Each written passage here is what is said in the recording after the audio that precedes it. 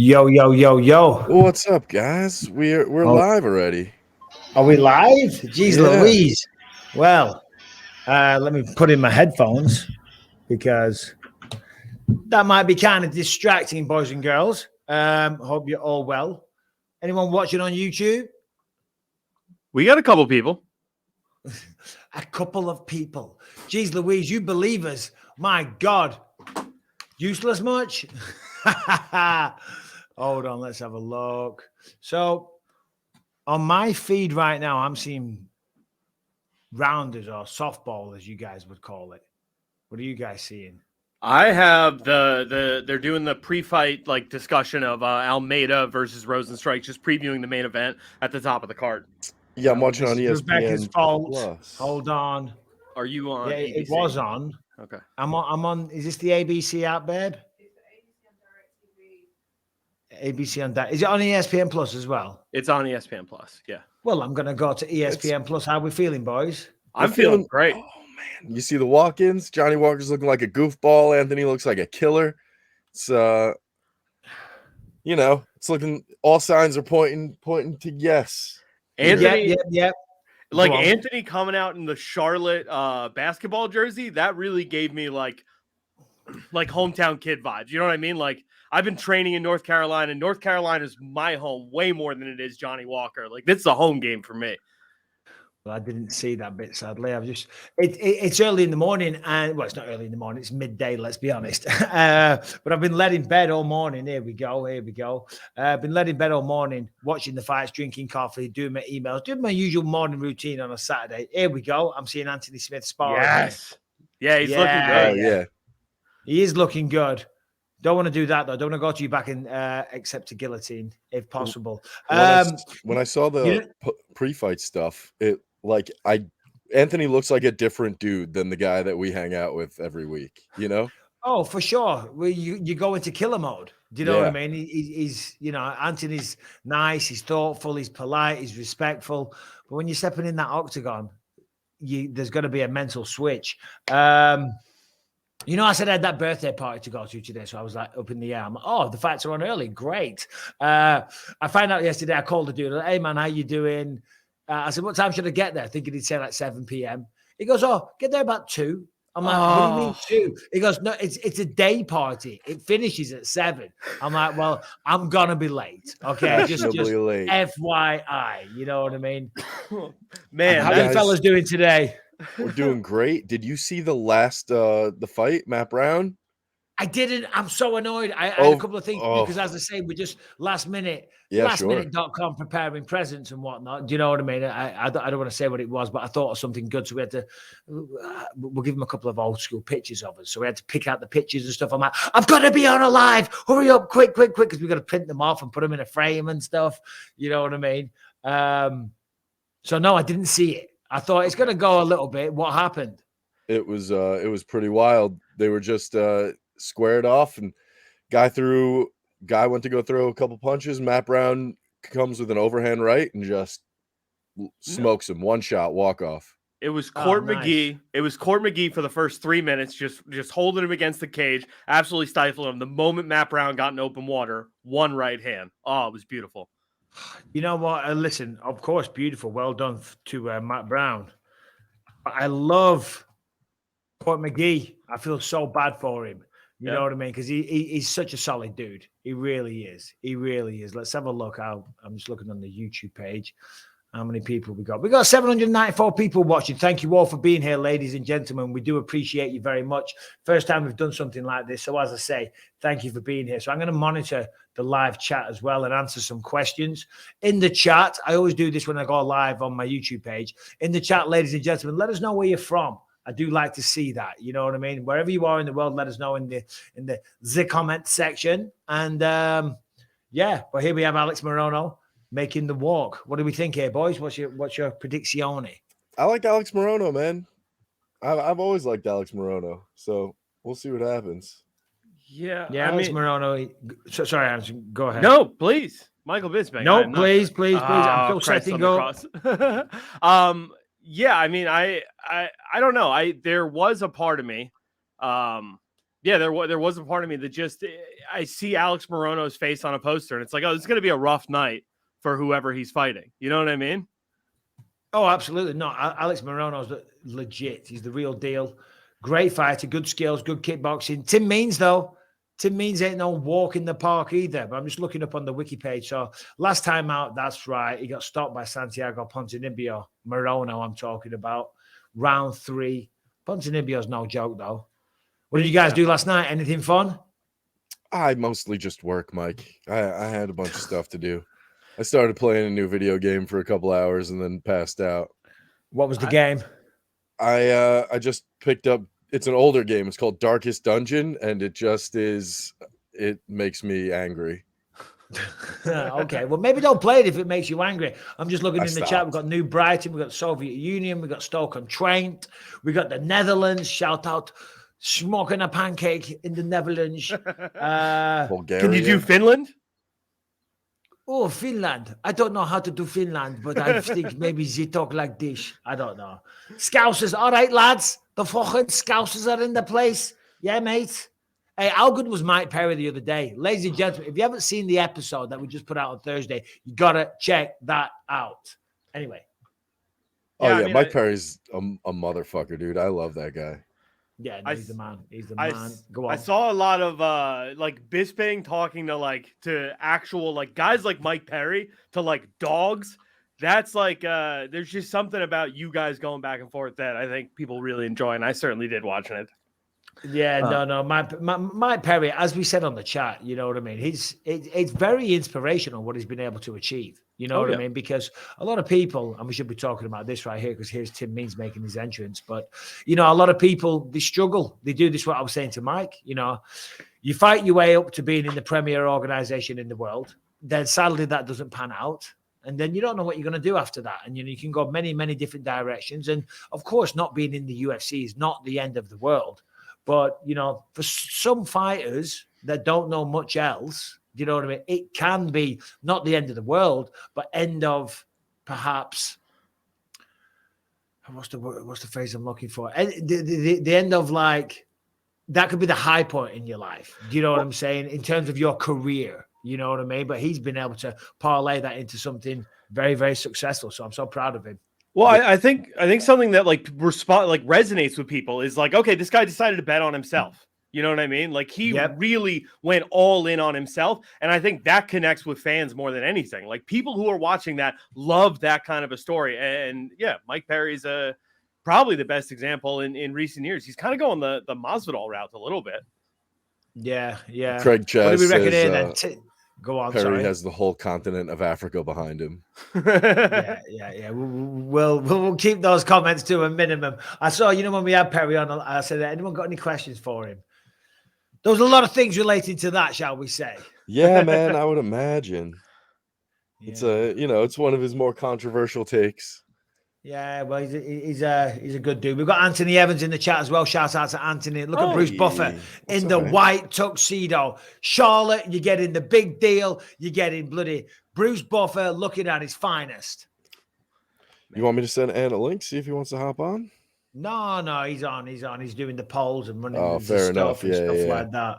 Love the podcast, really educational on MMA and fighting. You guys inspired to do better. Well, thank you, Mikey Cassio, GTR. I've missed this so much. Like you did San Antonio. I mean, this is Charlotte. Like it's so nice to see outside of the pay-per-views getting out for these big events, these actual big fight feels. Like in these cities that are have been overlooked in the last couple of years. It's nice. And I think people are super on board with it. Yeah, no, it's always good to be back on the road. Don't get me wrong, the Apex is such a valuable tool for the UFC, and certainly through the pandemic. And even still to this day, but you can't beat that feeling, being in front of a live crowd. You really can't. So here we bloody go. We're doing it. What's going to happen when Bruce Buffer has to step away?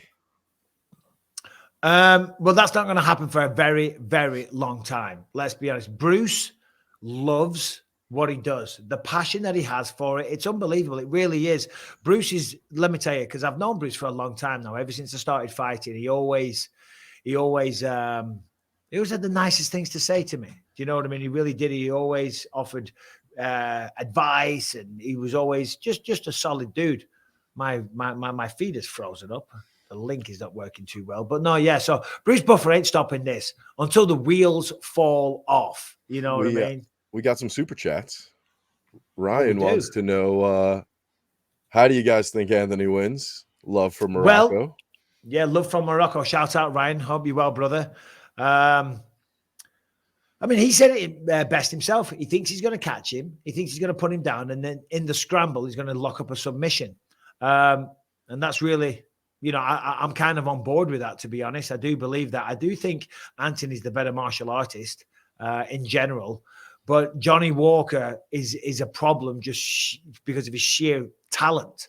You know what I mean? The talent the man possesses, the power that he possesses is really, it's dangerous. It's dangerous. Sure. And I was led in bed last night saying to Rebecca, saying, I respect him so much because look at who we just fought last time out, Magomed Ankalaev. That man is not an easy fight for anybody. He takes him and then he takes on Johnny Walker. That is in many ways just as, or if not more dangerous, but doesn't have the same kind of cachet in terms of risk versus reward. You know what I'm saying? Because Johnny Walker, on his day, if he's on form, he's one of those guys, he could beat anyone. He could be a champion. And Anthony Smith said, you know what? Give me that name. You know what I mean? And you got to respect the balls on the man.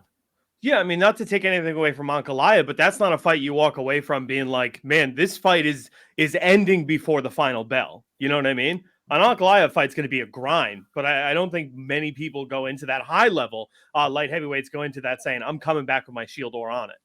Yeah. Morono looking good here. Throwing some nice fast punches. Tim Means just a nice head kick attempt. Corralling him up against the fence. Ooh. Nice body lock takedown. Right lands from Morono. Am I on? What do you have on my screen right now? I've got 3 minutes 45. I'm at 3 minutes and God damn you, 2:57 right now. Sorry. Yeah, hold on. No, I'm on a delay. Yeah. I'm speeding up. I'm catching up. Literally and figuratively with the fights in life, in my day-to-day. Do you know what I mean? I'm trying my best, boys and girls. Sid Sloan sent in $2 and wants to know when we're getting Right About Now t-shirts. Right about now. That would be a fun t-shirt. We'll have those. That's a t-shirt we're going to do. Oh my God. Who said that? Let me look at the chat again. Let me give you a personal shout out. Sid Sloan. Sid Sloan with the slogans. Shout out Sid Sloan. Sid Slogan Sloan. You know what I mean? That's a good one. We're doing it. It's coming soon. It's going to be the first drop. The Right About Now. Yeah. What color are we doing with that? Never you mind. Okay. That's a decision for down the line. Okay. It'll be black, slimming, masculine, you know, Rebecca Bisping's favorite color. What did you guys do last night? I tried to show my girlfriend The Kingsman. Sorry, my fiance The Kingsman, and she was not having it. No, that's such a good movie. I love that Kingsman movie. 1 is great. Kingsman 2 wasn't as good. No, you needed Colin Firth and Michael Caine. Like, you needed the very distinguished, like, gentleman British actors who've never done a Bond movie to do their Bond movie. And it was great. Yeah. No, I'm with you. Ooh, I'm with you. Big shots from Morono. I got 137. What do you guys got on the clock? I got 127. Jeez Louise, I'm still behind. Oh, there we go. 120. There you go. I'm at 119. Yeah. I'm 3 seconds behind, boys, and there's nothing I can do. This California feed. Oh my God, not only are the taxes through the roof, the laws are getting crazy, there's homeless people everywhere, but the UFC feed is 3 seconds behind. It's crazy. You're much closer than I am to the UFC. Oh, no, today it's in North Carolina. Ooh. Rick Davis in the Philippines, UK expat. It's 3:15, and he's up for this. I got Anthony. Nice one. Rick Davis in the Philippines. Hope you're well, brother. Anthony Evans is yelling at me to keep reading super chats, so we're going to keep going down the list right now. It's going to be Dustin Kilburn asks, Mike, on movie sets, are cups empty or full? What do you mean cups? What kind of cups? Like drinking cups? Yeah, drinking cups. Well, it depends, because sometimes if that's a part of what you're doing in the scene, there'll be something in it. Like So when I just did Red Sonja last year, this is an interesting thing. I won't give away the plot or anything, but in one scene, I'm eating, right? And my character, without going into it too much, again, let's just say we're prisoners, if you will. And the food that we're eating, it is like, what did they used to call it back in like Oliver Twist Homeless Days, like gruel or something? It's just crap, right? And in the scene, I start eating it. They're like, no, you don't need to eat it. It's not very nice. I'm like, no, I'll do it in the scene because it looks better. And like when you're acting, you want to do something with your hands as well, because otherwise, what do I do with my hands? Right, so yeah. I'm eating the stuff, but we had to do that scene over and over about 30 times just because it's the way you do it. And then you get it from a different angle. Then you get it from this person's perspective and all the rest of it. But then for continuity, I've got to continue eating the goddamn gruel. And it was disgusting. Do you know what I mean? So there you go. Hope that answers your questions. It all depends. It was quite a little firefight there at the end of the round. I don't even know who came out on top of that. Yeah, Morono was landing real big shots, and then Means had him almost out at the end of that. It was end of the crazy. Round. We got a couple Mike more looks chats. like Elton John's lover. Well, I might look like Elton John's lover, but I wouldn't be able to know what it looked like unless I had the glasses on. And yes, contact lenses are a thing. They do exist, but I'm struggling with my contacts right now. You've probably seen it loads of times. I have to stick my finger in my good eye, and I have to do it all the time. When I'm doing stuff like this, it constantly goes blurry. I can't read the comments. I can't read the chat. Do you know what I'm saying? And I'm sticking my finger in my eye, which I've only got one. So bit of a bacteria infection risk. You know what I'm saying? So you got to make sure you don't have any poo-poo particles on your fingers. The Jeffrey Dahmer. There's no poo-poo particles on my fingers. Okay. Just saying. Remember years ago on the podcast we had the sponsor Omigo, and it was the bidets. Yeah. We still rock those in our house. Shout out Omigo. We got one in the office. What? I will say this though. They sent me one of their premium bad boys. This is a good fight, by the way. Yes. They sent me one of their premium bidets, and we love it. And it broke. And the $500 for the top of the food chain one. Right. So I messaged them. I Instagrammed them. I said, hey, guys, you gave me one of your bidets. It's broken, you know. They're like, you want to send me another one and I'll give you a shout out? Or do you want to give me a discount or something like that? Big head kick. Respond. We had to spend $500. Alex Morono with a 5-piece combo. What time have you got? I've got 4:09. 4:02. 4:03 I was at. I'm still behind. Yeah, no, there's nothing I can do to catch up. God damn. We can just go back. We'll pause. You pause for 5 seconds. I'm on 4 minutes. Okay. Pause it for a second and then go. Harrington's got the glasses on. Yes. Brian, where's your rose-colored spectacles, please? Oh, I don't have rose-colored ones, but I just have fucking. This is the move. Go. This is how you should do it. Oh, nice takedown by Tim Means. Oh, big knee. Okay. You're not pausing if you're saying big knee. 335 I'm at, Mike. 333. I'm at 325. All right. I need to. I'll be a like second Brian. behind. Brian is pausing. He's playing the game. He's not trying to one-up, the namesake of the podcast. Harrington's way ahead, trying to steal, the limelight. Oh, great head kick. I'll be behind a second. I don't care. You got better things to say than me anyway. No, I am. I'm in the studio, so I need to go pause it for 10 seconds. Give me 1 sec. No, you're okay, buddy. You're okay. We're on 305. Just pause it like 3 seconds. Just we're all in sync. Another takedown by the Dirty Bird. Ooh, guillotine attempt though. He has his neck. Not too many people hit spinning back fists when they throw them here. Did he get it? Oh yeah, he got him. He got it. He got it. Got him with that guillotine. Alex Morono just being a ninja.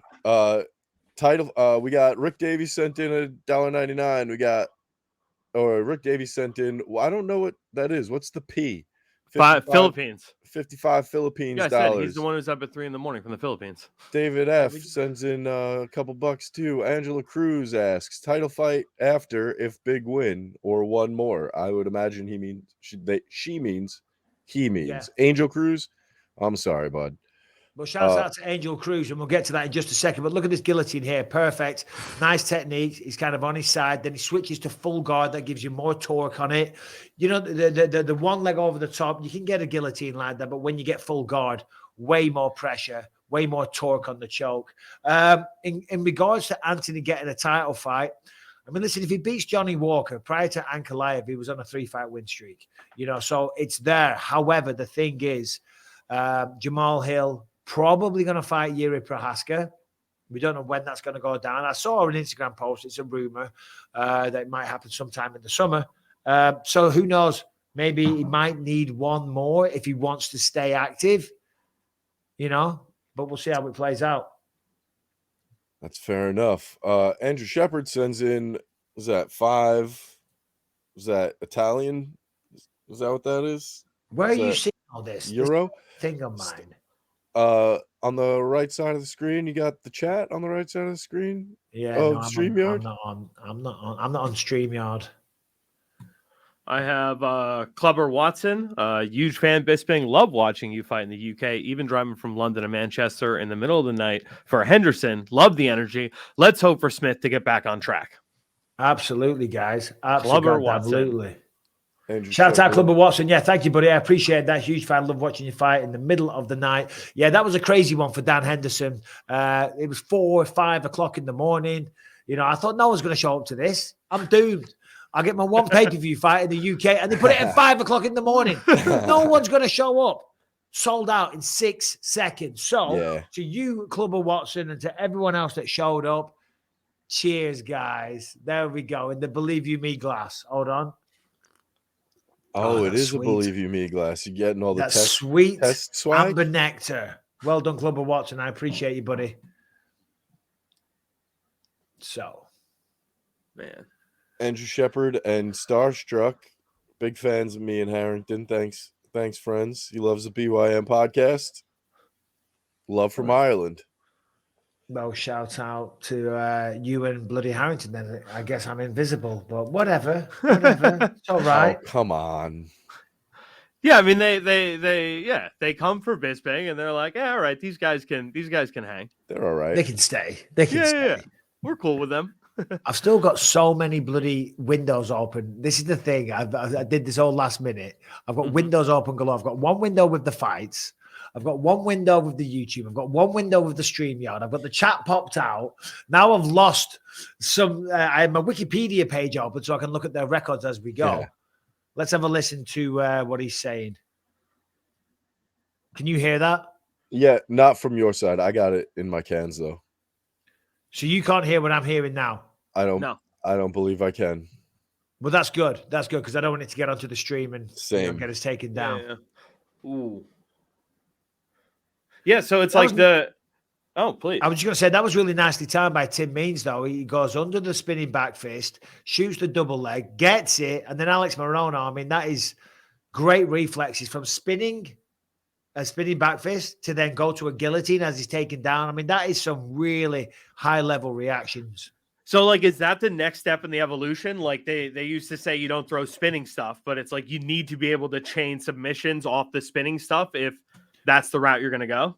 Well, I mean, spinning stuff is all well and good, but people say don't throw spinning stuff. Spinning stuff's very effective, but you've got to set it up. You can't just be reckless with it. And sometimes some people, they're just too happy to do it. You know what I mean? Because it looks wild, it looks fun, it looks entertaining, which we all like, and every fighter wants to be that guy. You'll be on the but it comes at a list. price. You never want to show your back. Sekra Murtva says, "Love you, Hamilton." By the way, Bisping, what the F is a heme? I don't know. I don't know. What is a heme? What's a heme, Sekra? Seka. Oh, I feel like we're getting got. Yeah. Steve Ruskin says, "Yo, Mike Bryan and Big H." Shout out from Steve and Amy in Tavistock, Devon. Shout out Tavistock. Come on, Lionheart. I agree, Steve, from Tavistock, Devon. Beautiful Joe place. Wants to know what you're drinking. Well, I'll tell you right now, it's a cheeky little Sapporo. I don't drink this early in the day usually, but I feel like special occasions. Can you see the stream all right with your dark glasses on there, Brian? I can. And all right, that's fine. I'm doing all right. Oh no, we got one here from Rob Templeton. I'm not sure if we did that. Look at Connor. I'm pretty hyped. This? Yeah. Connor's looking swole. He's not looking like he's getting down to 170 or 155 or anytime soon. Jesus Christ. He looks listen, so much bigger than Michael Chandler. That's crazy. Yeah, but if and when that fight happens, because the only reason I said that is because Michael Chandler said something recently, but if and when the fight happens, he's going to have to lose some weight. I mean, he's probably not that heavy. I'd probably say 190, something like that. I'd say, yeah, I mean, he might be, he looks bigger than I was at 185. You know what I mean? So he doesn't look bigger than you now, Harrington. No, God, no. God, no. Sorry, buddy. That was a low blow. No. That has always been genuinely like that's always been my benchmark. It's like if I weigh about as much as Conor McGregor, like I'm about his size. So it's like I should be, if I was in peak physical condition, I weigh about what he does. So now I feel better about like if I can get down to 195, I'm good. I want you to understand that just because you weigh the same doesn't mean you have the same body composition. Harrington's body type is that of Conor McGregor at 145 pounds. We all know. We've said it for many years. That is what Harrington, that's what he bases his look on. That's how you get there. You got the shirts, although they are a Dylan Dennis version of McGregor's shirts. Oh, yeah, for sure. I'm H&M shopping, doggy. I was going to give him Poirier style, nothing wrong with H&M. Speaking of Dylan's, Jim Newman says, Bisping, can you tell Dylan Haddock 98 reps when 100 was agreed is absolutely feeble? And can you tell him Newman would batter him? Well, Dylan Haddock, to be fair, if the goalpost, if the benchmark was 100 and you hit 98, that's a fail. That is, I don't care how close you were, Dylan Haddock, you suck, bro. And Jim Newman's going to batter you. Pillar to post, all over the place. Just like this guy is, right? Oh, Carlos Ulberg. I like watching Carlos Ulberg fight, man. So fun. There's a lot of people in the chat. There are almost 2,000 people watching right now. Well, thank you all for being here because it is truly appreciated. It's the first time we've done something like this, and we will make a habit of doing this. But 2,000 people, thank you for sharing your Saturdays with us because I know there's a lot of places you can't be right now. So, as I say, very, very much appreciated. And hopefully it's worth it. Brian the Smooth Criminal. I'm fucking killing it with. Sorry. I'm doing it with these glasses here. You can take them off. We put them on for a laugh. You don't have to keep them on the whole time. No, I think I'm more comfortable like this, to be completely honest. Okay. All right. Yeah, okay. I'm definitely. So I do enjoy Ihor. He's the guy who Shogun fought his last time out, and I don't know. He looked dangerous. Ihor Potieria, yeah, that's right. Yeah, stop Shogun. To be fair, with the absolute maximum respect to Shogun, who it was a how do we it was say like Ali's last fight. Yeah, you know what I mean. It wasn't Shogun in his prime. Let's just put it like that. But still, he went out there. He beat the man in front of him. He's a big dude. I'm trying to get a bloody Wikipedia page up so I can see people's heights and records and stats and info and all the rest of it. And I'm going to do it right now. But he beat him, and he beat him in style, if I remember correctly. Yes. Yeah. First round KO. It's first round TKO. Yeah, it was. That was at the Brazil card earlier this year. It was one of those sadder moments in MMA, I believe. Not taking anything away from Ihor, just Ihor, right? Is Ihor? that his name? Ihor.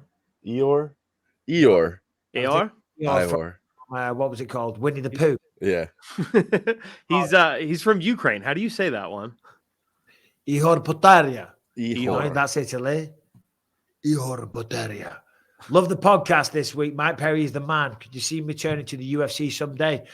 Kane Barker, you never know because look at Nate the way Diaz. he was talking. Look at Nate Diaz, though. I mean, Nate Diaz parted ways, as we know. He's going to fight Jake Paul. His master plan is to come back to the UFC and become a champion again. Grandiose goals goals, but good for him. And I would love to see Nate Diaz back in the UFC. A lot of big fights. If he can beat Jake Paul, obviously star increases massively. So he'll have good negotiating power. There's that third fight with Conor McGregor. And you never know. Leon Edwards and him had a fight and obviously rocked him in the 5th round. I see Leon dominating for some time, to be honest, So, yeah, you never know. I would like to see Mike Perry back because if Nate Diaz can come back, I think Mike Perry can as well. Thanks for the 10. Is that euros? 10 euros, Rob Templeton? Hey guys, huge fan of the show, and Bisping is my all-time favorite fighter. Thank you guys for providing so much great content. Super nervous, excited for our guys to fight tonight. So And who was that? we. Sorry, because I don't see it on my one. Rob Templeton. Rob Templeton, thank you, brother. I appreciate that more than you'll ever know. Honestly, being a retired fighter and still interacting with the MMA community, obviously through this podcast, and a big shout out to Brian and Harrington, because, you know, for all you people, you think we bully Harrington and talk shit and all the rest of it. You two are the lifeblood of this podcast. You really are. I do say it occasionally in between giving you both shit, but all jokes aside, that's truly how I feel. You know what I mean? And it wouldn't be the same without you. It certainly wouldn't be the Believe in Me podcast, and the energy and the notes and the preparation and everything that you bring to it is truly appreciated. And I feel like everyone else agrees as well, even though they all say F Harrington on every single thing. Well, that's a t-shirt we're going to do. We're doing an F Harrington t-shirt. We're doing a right about now. And we're doing an F Harrington. The one I said Harrington, a mugshot, with the glasses on, a bandana, and F Harrington, but in like the numbers that you get on a mugshot. So keep an eye out for that one. Greetings, guys. Love from Saudi Arabia. Shout out Saudi Arabia. Hope you're all well down there. I hope you're not boiling your tits off. If you're outside, I hope you've got sun cream on. You're probably not, though. Hellfire 101 wants to know if you've ever had a pint on Wigan King Street. 100%. I've been to King Street many a time for a night out in Wigan, so can't remember the name of the place. I said many a time, a few times. I used to go to a nightclub called Wigan Pier, so sometimes we'd go to King Street first, have a few bevies, you know what I mean? Check out the scene, see who's about. Have a little look at the ladies, you know what I mean? Obviously, back in my single days when I was young, single, ready to mingle, DJ Mikey B trying to flex. What do we think of Brian Shaven's face? Sexy, looks 12-year-old, sexy. Looks 12 years old. That is not a sexy look, Anthony Evans. No 12-year-old should be described as sexy. You are going to cause us problems. Ending that poll, close poll. Did I just put up a poll? You put up a poll. Looks sexy like a 12-year-old. Okay, was it look sexy or looks like a 12-year-old? Is this a replay we're seeing, or is that fight just happened? What? Ihor versus Carlos? No, it hasn't started yet. No, we're still doing promo stuff. That's why we're just bullshitting. Okay, filling time. Can I talk about this? And this is really, really sad. It's so sad, and I'm even though I don't probably look like it, I am. It's just awful. I had some terrible news yesterday. Oh. So the guy that works at my gas station, and I've lost there you are. The gas station by my house. There's a guy called Will that works there. Young guy, I'd say about 23. I only know him from going into the gas station. And he's like 6'9". He's a big dude. He's a heavy dude as well. He's got a big, long ginger ponytail. He's the nicest guy. We would always have conversations. Every time I went in, I'd stand and sit and chat for about 15 minutes with him. He was always so respectful. He's a hardworking guy. He was always in the Circle K at the gas station. When he's not there, he was working at Pet Boys. You know what I mean? And I would always give him advice and talk to him about life. And there was this girl that he liked. So I'm saying, dude, just text her and this and that. And he had an issue recently where he's diabetic, and the police were in this bar, and he kind of passed out because of his diabetes issue, and they arrested him for being drunk in a public place, and he was all stressed out. I'm like, dude, don't worry about that. Don't worry. It is what it is. It's not the end of the world. And he was always like, Mr. Bisping, you should be a motivational spooky. Whoa, you always make me feel good. He was always so positive. Woo. He was so friendly. He was just like, I swear to God, he really touched my soul. Yeah. And I went in last week, and the guy that worked there, he said, oh, listen, I said, where's Will? He said, oh, Will's not doing too good. He's in hospital. I said, oh, shit, really? What happened? He said, yeah, he had a bad fall at work. And I said, right. I said, give me his phone number, because I only, he's my gas station buddy. You know what I mean? So we weren't hanging out, so to speak. I said, give me his phone number, please. I'll shoot him a text, or I'll give him a call, cheer him up a little bit. And then obviously with life, because I'm so busy, I didn't do that. And I went into the gas station yesterday, and the woman that worked there, I said, oh, how's Will doing? Because as I walked in, I thought, crap, I was supposed to call him. And I walked in, I said, how's he doing? He's dead. He's died. You know, Diabetes, I don't know what it was. complications. There's some complications when he got in hospital and he's passed away. He was only like 23 years old. And, you know, I mean, I know this means nothing to no one. He's just some random dude in a gas station. And that's breaking my heart as well, because he was so full of life and so positive and so energetic, you know. And I Googled his name last night and there's no talk about it. Do you know what I mean? It's like, if you're someone on a certain scale, then it matters. But he's just being fucking forgot about, and life goes on. And it's true. People die every fucking day. And I know this is bringing the mood down, but I was in tears last night and just thinking about it this morning, breaking my heart, because you know, his life is just as important as yours or mine or anyone's, but no one gives a shit. And it's not, now, obviously, he's not a notable person. He's just a dude from the fucking gas station. You know what I mean? But I guess my message is, though, guys, live your lives. Live your lives, because I know this is a cliched saying tomorrow isn't promised, and it really isn't. Do you know what I mean? There's a guy there, lovely guy, whole life ahead of him, and now he's dead. Do you know what I mean? So make memories, guys. If you're listening to this, go out there, make the most of your lives, live your lives to the fullest, make memories, because you never know what's in the future. Anyway, shout out, Will. Big love and respect. Condolences to your family. I love it. Anyway. I quit. I'm going out. I'm gonna go to the park and do cartwheels right now. No shit. Don't fucking mock Will's death. I'm not. He's not. No, like that is Not the that. truth. Like it is. Like you should get out and like smell the fresh air every now and then, because you never know when it's gonna go. And you know, family is the most important thing for a reason, because that is ultimately all that they're the ones who are gonna say your name when you're gone. Way longer than anyone else. Yep. How many people we got in the live chat right now, guys? Because my bloody 2085. 2085. Big shout out. You guys know what you're doing with your weekends, don't you? Choosing it right here. We got quite a few super chats backed up here. We got Matt Walsh just sent $5. Appreciate that, bud. Shout out Matt Walsh. Underbelly 1996 is asking for a Dirty Mike and the Boys t-shirt. I think that's Dirty Mike and the Boys. Too. That's another one. Make a note of this. So we're doing the F Harrington. We're doing the Right About Now, and we're doing the Dirty Mike and the Boys. Yes, we're gonna have a whole like fall collection. It's gonna be great. But no, we are, because I've been doing some talks with some different companies, because I got some merch done. I'm going to tell you right now, if you see the merchandise on the YouTube channel right now, don't buy it. Don't buy it, because I asked for some samples to get sent to my house, and I thought the quality was terrible. I really did. I was not impressed with the quality whatsoever. So we're changing suppliers. We're getting new designs done. So right now, don't buy any. Just wait for the new drops to come, and then we will all have them and wear them and publicize them. Buy those ones. I honestly, when I saw the samples, I was like, this is ridiculous. You can't expect hardworking people to part ways with the money, and the quality is that bad. Do you know what I mean? So please don't buy any of the merch right now. I have not tried the new t-shirts, but I am excited to get back in on the merch side, because I feel like we've just been hit with so many great ideas for shirts that they got to get those out. Yeah.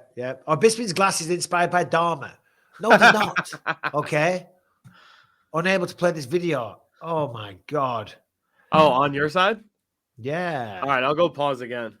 No, don't. No, keep it going, because I'll catch it up. Okay. Is it on ESPN Plus as well? It is. Yes. That's where I'm watching it. I'm watching on ESPN. The customer is not authorized. It's on. No, sorry. Is it on? Am I on ESPN Plus? I am on ESPN Plus.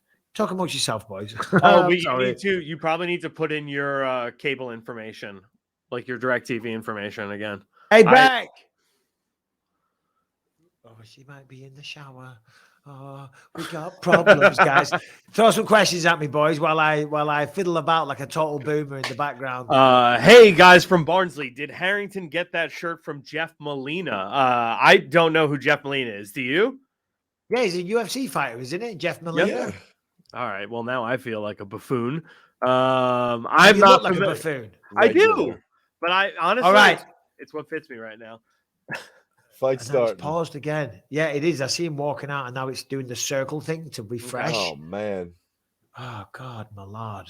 Potiera starts just shooting. Gets nothing. Well, that's a good idea against Olberg. Olberg is dangerous on the feet. Hey, Rebecca. Oh. Olberg just snapped his head back with a Anderson Silva face kick. Yeah, I don't think it connected though. It just, but it like snapped his head back a little bit.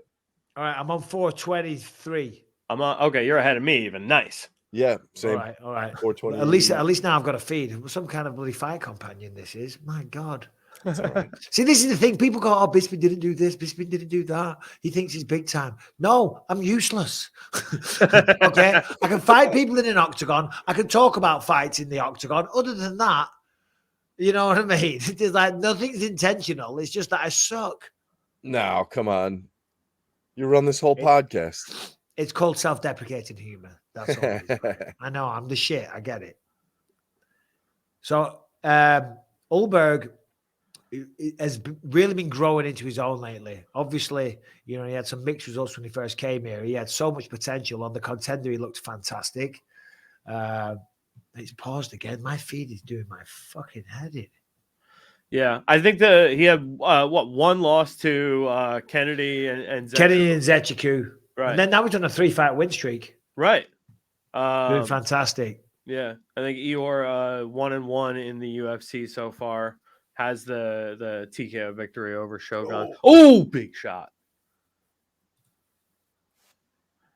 Right. Both men center of the octagon. Rob Templeton wants to know he sent in a big tenor, and he wants to know if he were to send in some questions, are they likely to make it on the show? Oh, never mind. Ulberg with us. Yeah, he's out. Yeah, it's out. No, man. Okay. It's done. I see Ulberg jumping on the fence, but Yeah. it's doing my head in because it keeps pausing up. So I'm going to go to my phone and prop my phone up and do it that way, because coming through my computer, even though I've got a big daddy pimp, multiple terabyte, top of the food chain computer, it doesn't seem to want to fucking work. Oh, man. All right. So ESPN Plus. What have we got? There we go. So Rob, if you're trying to get questions on, just keep them quick. Keep it to a minute and a half. Try not to go on for 3 minutes, 4 minutes. We don't have that much time at the end of the show. That's all I'm saying. Correct, Amundo. All right. You guys, give me a question if you want, Brian, whilst I try and sort this out. Let's have a look at the chat, see what's going on in the chat. Our Bisping's glasses inspired by Dharma. And chill out on the polls a little bit, mate, because I can't see the bloody chat. Love the podcast this week. Yeah, see, that's old. Keith Peterson should be fired from the UFC. Why? What happened there? That was a pretty rough stoppage. Yeah. Was it really? Yep. I mean, there was 4 different times where Brian and I were like, okay, it's over. Okay, it's over. And then Ulberg just walked away. He's like, I'm not hitting this guy anymore. And then Keith Peterson jumped on. Yeah. Brian, was Michael Bisping's dig at you being crusty during the event, Aljamain Sterling interview, because to shave your face looks good? Oh, when I said crusty and dusty. Is that why you shaved your face, Brian? No, I assumed he wasn't even talking about me, to be completely honest. Wait, you thought I was both crusty and dusty? I was like, I'm definitely crusty in that argument. Like in that description, you're dusty, I'm crusty. Fine. But now you do look good. I'm going to call Rebecca 1 second. Sure, yeah. Because my feed isn't working. I'm going to plug in the cable. So I'm going to mute myself. All right. I'll do that while he's muted. And no, that wasn't a real dig. He was just kidding. Keith Peterson should be fired from the UFC. Yeah, I'm not agreeing with you. I'm just saying that was a tough one. Oh, are you back, Mike? You back? I'm back. The feed seems to be working now. It's just one of those. You're literally just missing the action of the most exciting fights. So there we go. Ehor goes in, swings, misses, big follow-up shots by Ulberg. Doesn't look too bad so far. Keith Peterson isn't stepping in. And then he steps up. Oh. Somebody said that was a bad stoppage by Peterson. I thought it was. I thought it was late. Ulberg walked away before Keith Peterson waited a second and then told him you should stop. I tell you what, Carlos Ulberg is a problem. He's got a very, very bright future, man. If his takedown defense is catching up and getting better all the time, which I assume it is because Izzy's takedown defense is sensational. If he is putting in the same kind of work on that side of things as what Izzy is, which again, with his Eugene Barrowman, his coach, I guarantee he is doing that. He's going to be a problem, man. He really is. Eric Huggins says, listening to you guys on my delivery route, always listening to your podcast and got chills. Love you guys. Anthony Dubb tonight. F. Harrington. Thanks, Eric Huggins. Drive safe, brother. Hope you're well. And thanks for supporting the show because we love each and every single one of you. We do. Every time we do this, I have the best time. You know, sometimes I'm having a miserable day. I come in here, I do the podcast for you guys, and I'm like, I'm good again. I'm in a good mood. That is like there is something, there's something about like, all right, my day, okay, look at that, sorry, there is something about like, okay, BYM is done, like there is just like a bliss that hits me for like an hour or two after where I'm like, man, that was great, bro. I like actually got to do something fun for 2 hours. We are raising a weirdo by Michael Bisping merch for Father's Day merch. I'm assuming that's a dig at me.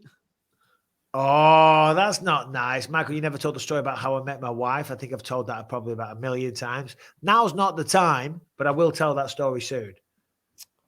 So Bobby Atkins asked a while back, has Big DC and Little DC squashed their beef? It's okay, babe. It's working. I don't know who now. Little DC Sorry, is. Cruz. Oh, right. Oh, you mean from when they had that little thing where Cruz kind of like said he doesn't do his research. Yeah, they're fine now. In fact, they're working with each other on TV. You know, that's right now. I think that's probably why he asked. He was like, "Are they faking it?" Let's have a Do you think Gary gets the knockout here? I'd like to think he does. Yeah.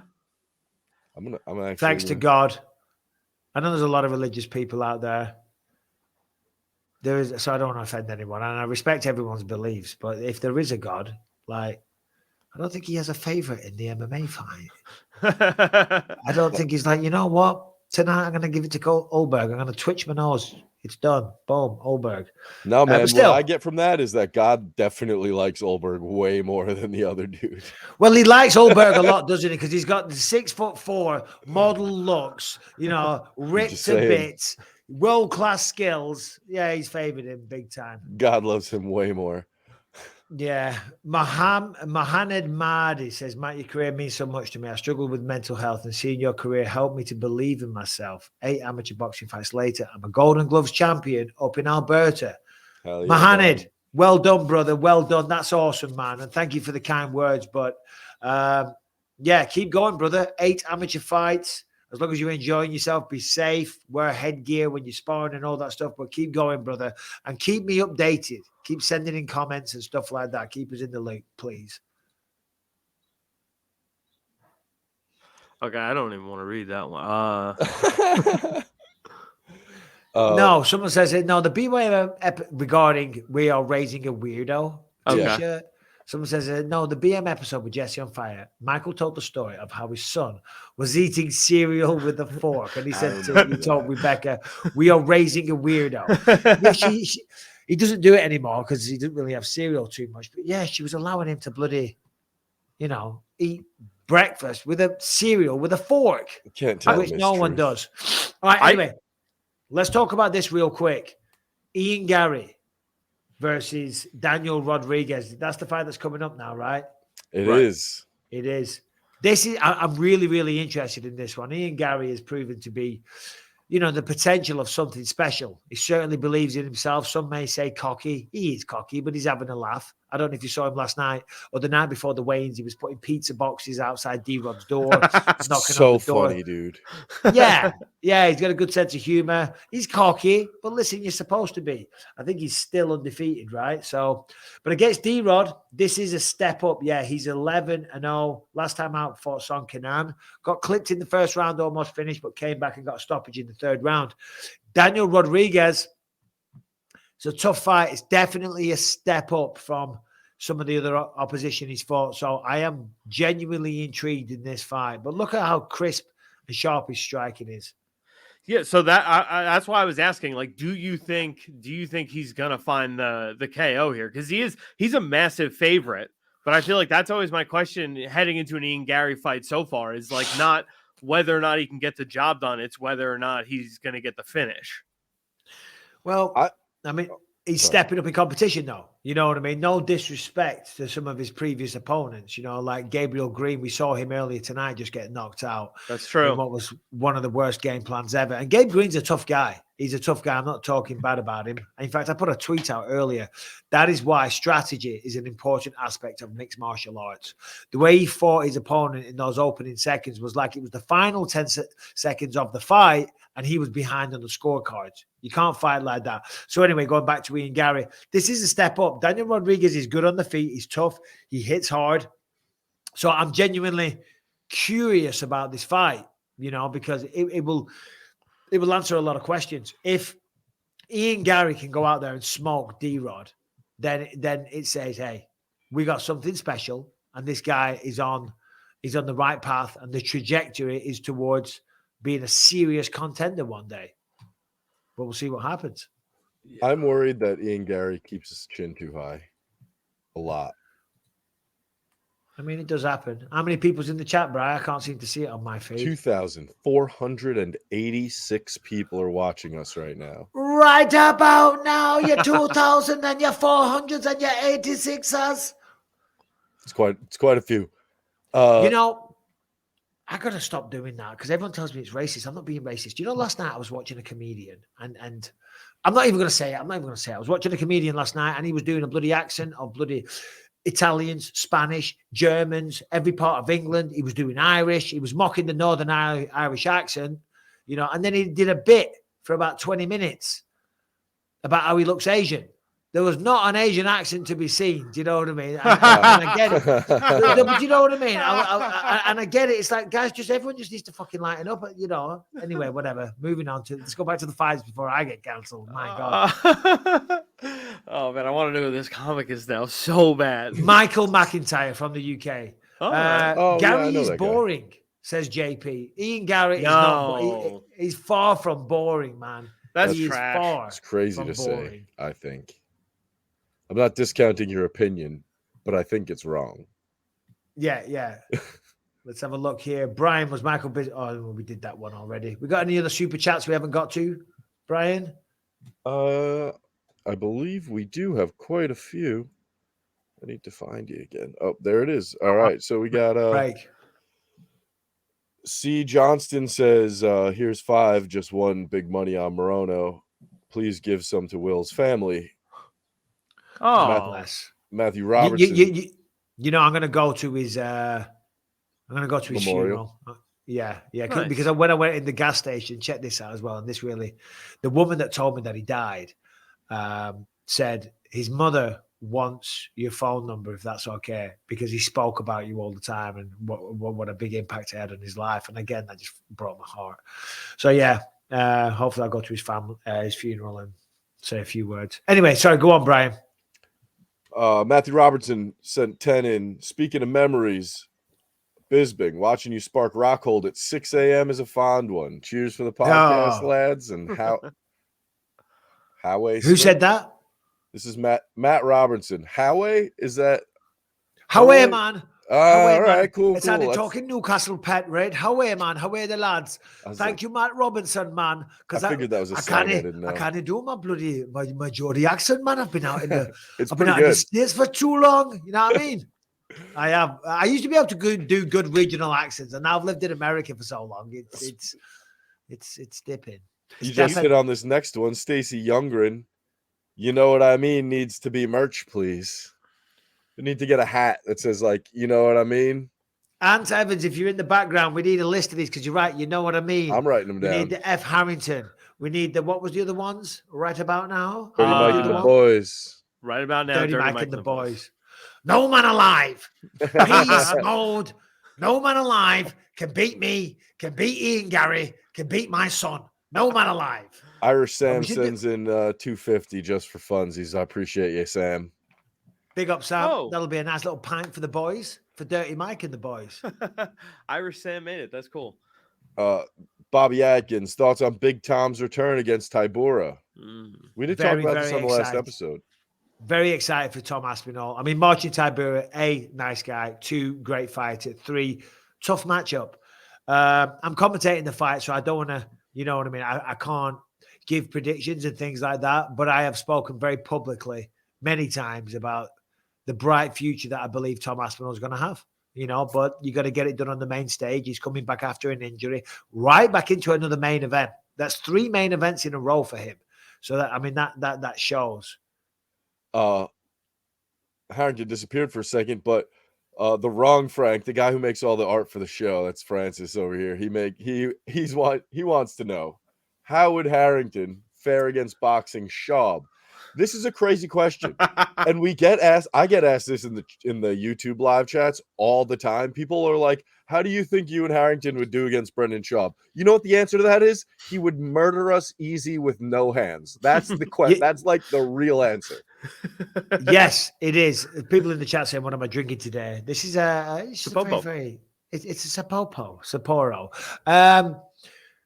Listen, guys. I mean, come on. Listen.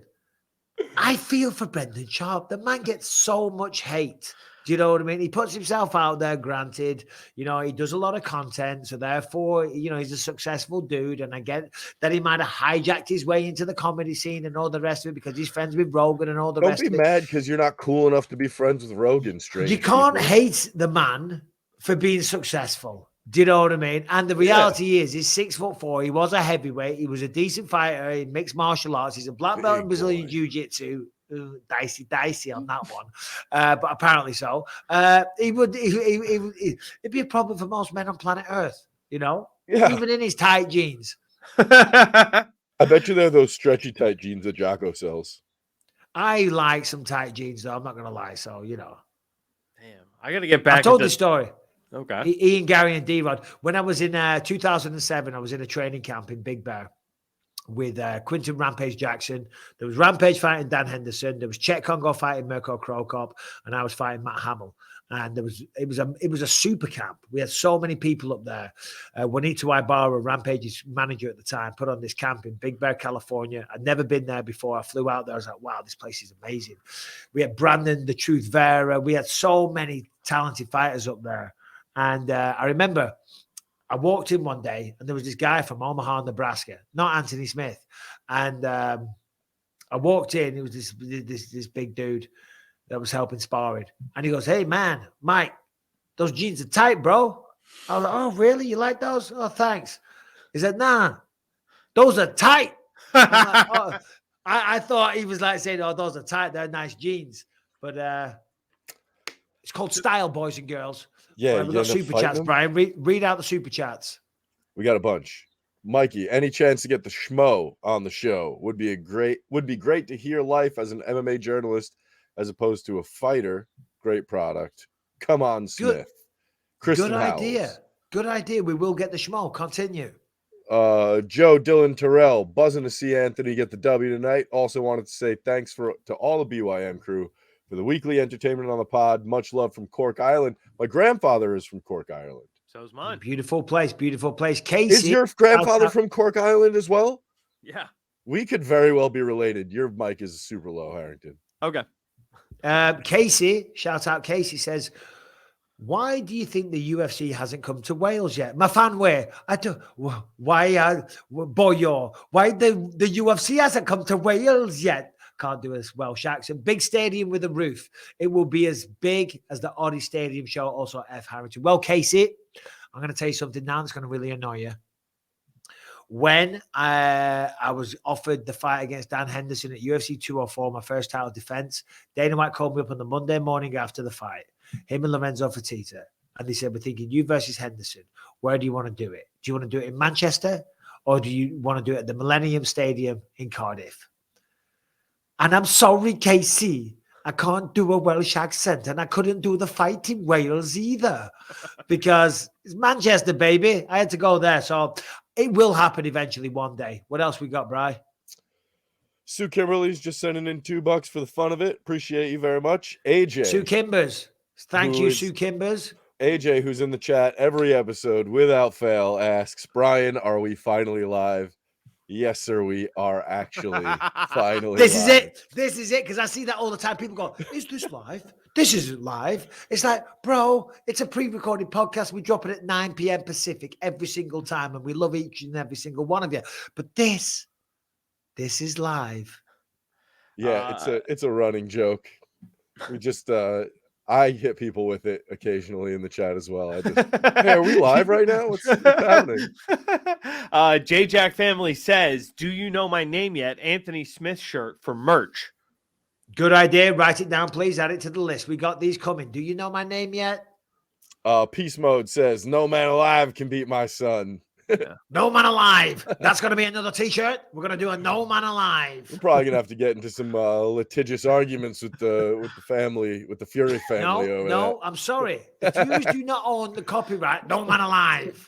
That's okay? fair If enough. anyone, I own it. Okay, and you can fight me for it. I will double leg Tyson Fury quicker than you can say no man alive. Pick Fair him up, enough. slam him on his head, and then drink my Sapporo, walk out the ring, and get hammered. No man alive. Irish Sam with the big 250. Love you, legends. Always supporting. You Shout do too out much, Irish my Sam. friend. I appreciate you. How many people in the chat, Bri? 2,600 people, Michael. 2,600 people. That's so many rising. people. That's a lot of people. You know, Emad- it's a very successful regional MMA show. Yeah. We're regional. Very successful.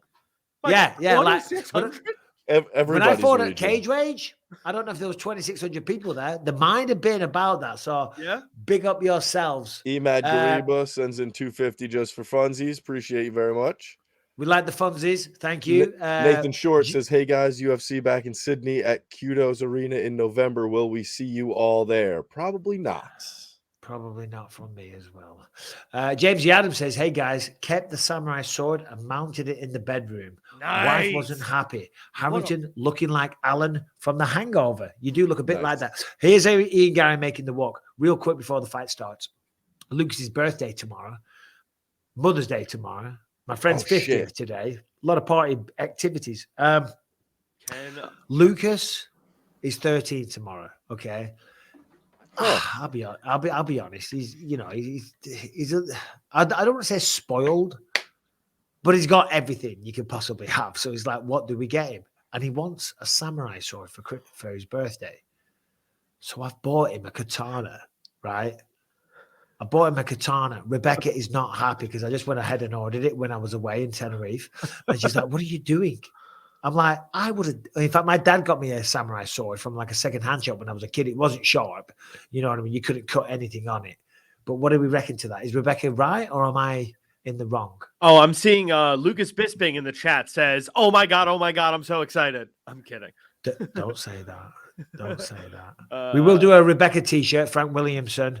I'm gonna hold all comments on you getting the kid a samurai sword until he has it for a month or so and we see how he treats it, you know? Well, the thing is that he's really, he started training at this place called The Den in Yorba Linda. And ever since he started training there, he's really loving martial arts training. And I bought him a couple of books really recently, The Five Rings book on samurai culture, and then The Art of War as well by Sun Tzu.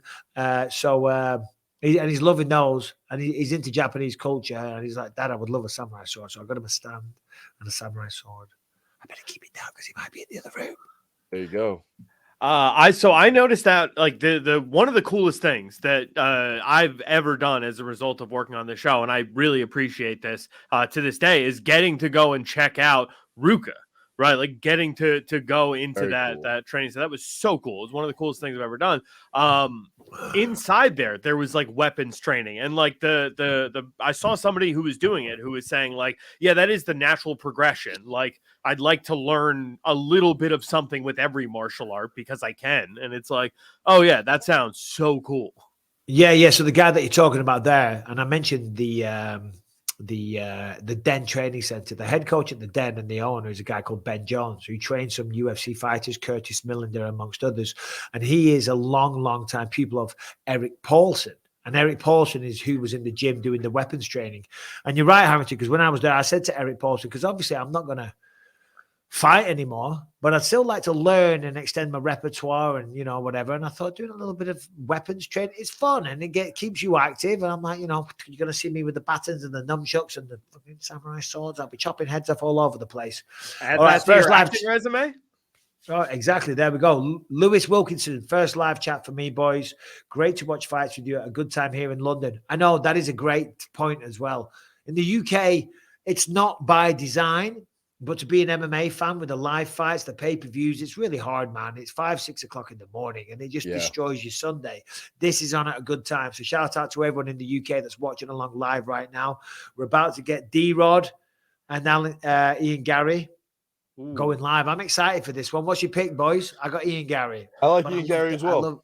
I love D-Rod, though. I do like D-Rod. I like his story. There's something about the massive age difference that has me leaning towards Gary. But yeah, I don't know, dude. D-Rod 9-2. My pick is Gary. But I would. I don't know. I see a world where Gary gets clipped, though. You know? Yeah, no. It's a definite possibility. D-Rod hits hard. You know, I saw a picture this morning scrolling social media, having my coffee, and it was Ian Gary in 2014 with Conor McGregor, and then with Conor McGregor now. And he looks, I mean, no, he probably was about 12, but that was what, 9 years ago. So he would have been time flies, 16, dude. But he looked about 11. I tell you, he is a very confident man now. Ian Gary. Yeah, very, absolutely. Very confident man. He is not afraid to eat one to give one. No. And he's not afraid to talk a bit of crap either. He stirs the pot.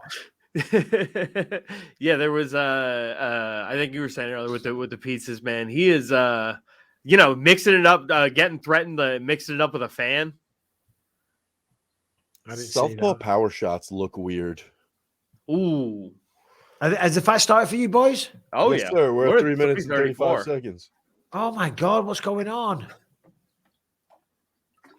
Right. I'm forwarded. Jesus Christ. I'm on 3:21. Yep. Perfect. That's where I'm at.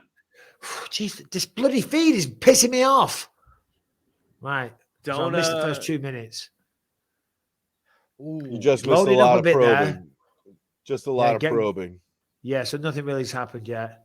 Let's have a look. The problem is Gary is fast. He's sharp. He's got excellent straight shots. Gary's thrown 2 straight lefts so far. Neither of them hit, but they look fucking awful. That's a nice head kick, though. Just caught him with the toes.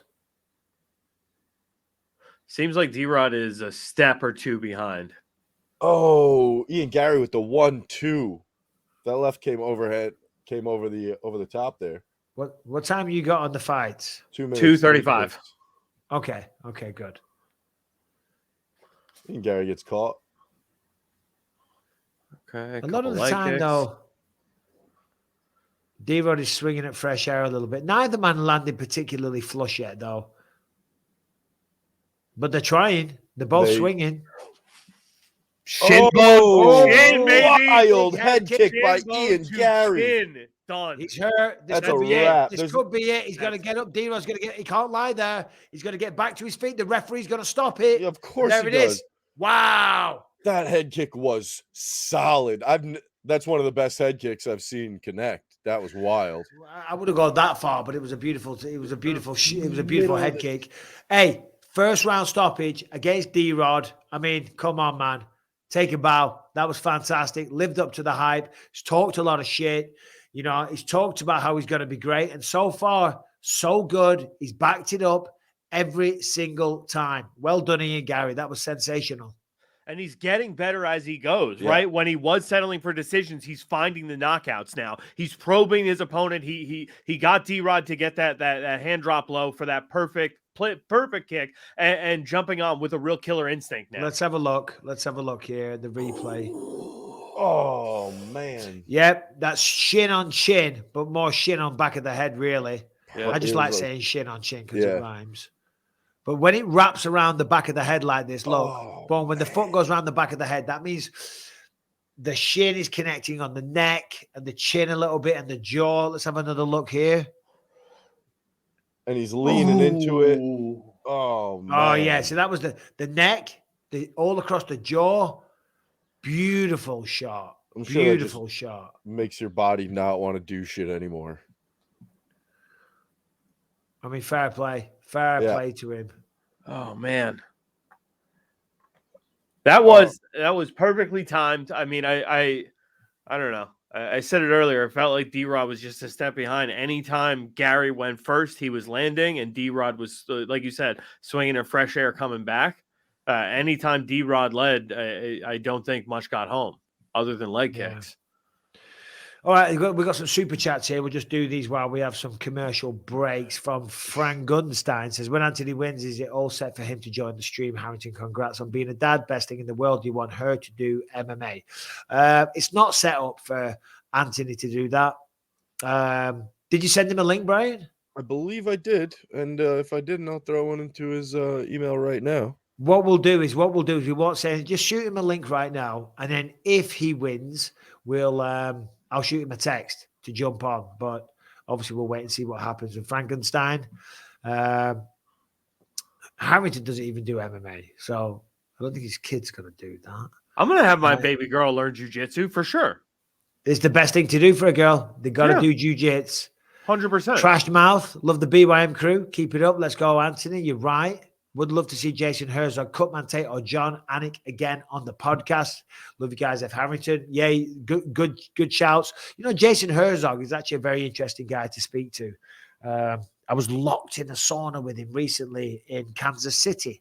We were talking about a lot of things. He's got an interesting story. Cutman Tate, that's on the cards because he's a solid dude. Love that guys. And he's a friend of Anthony Smith and John Anik. He's always welcome.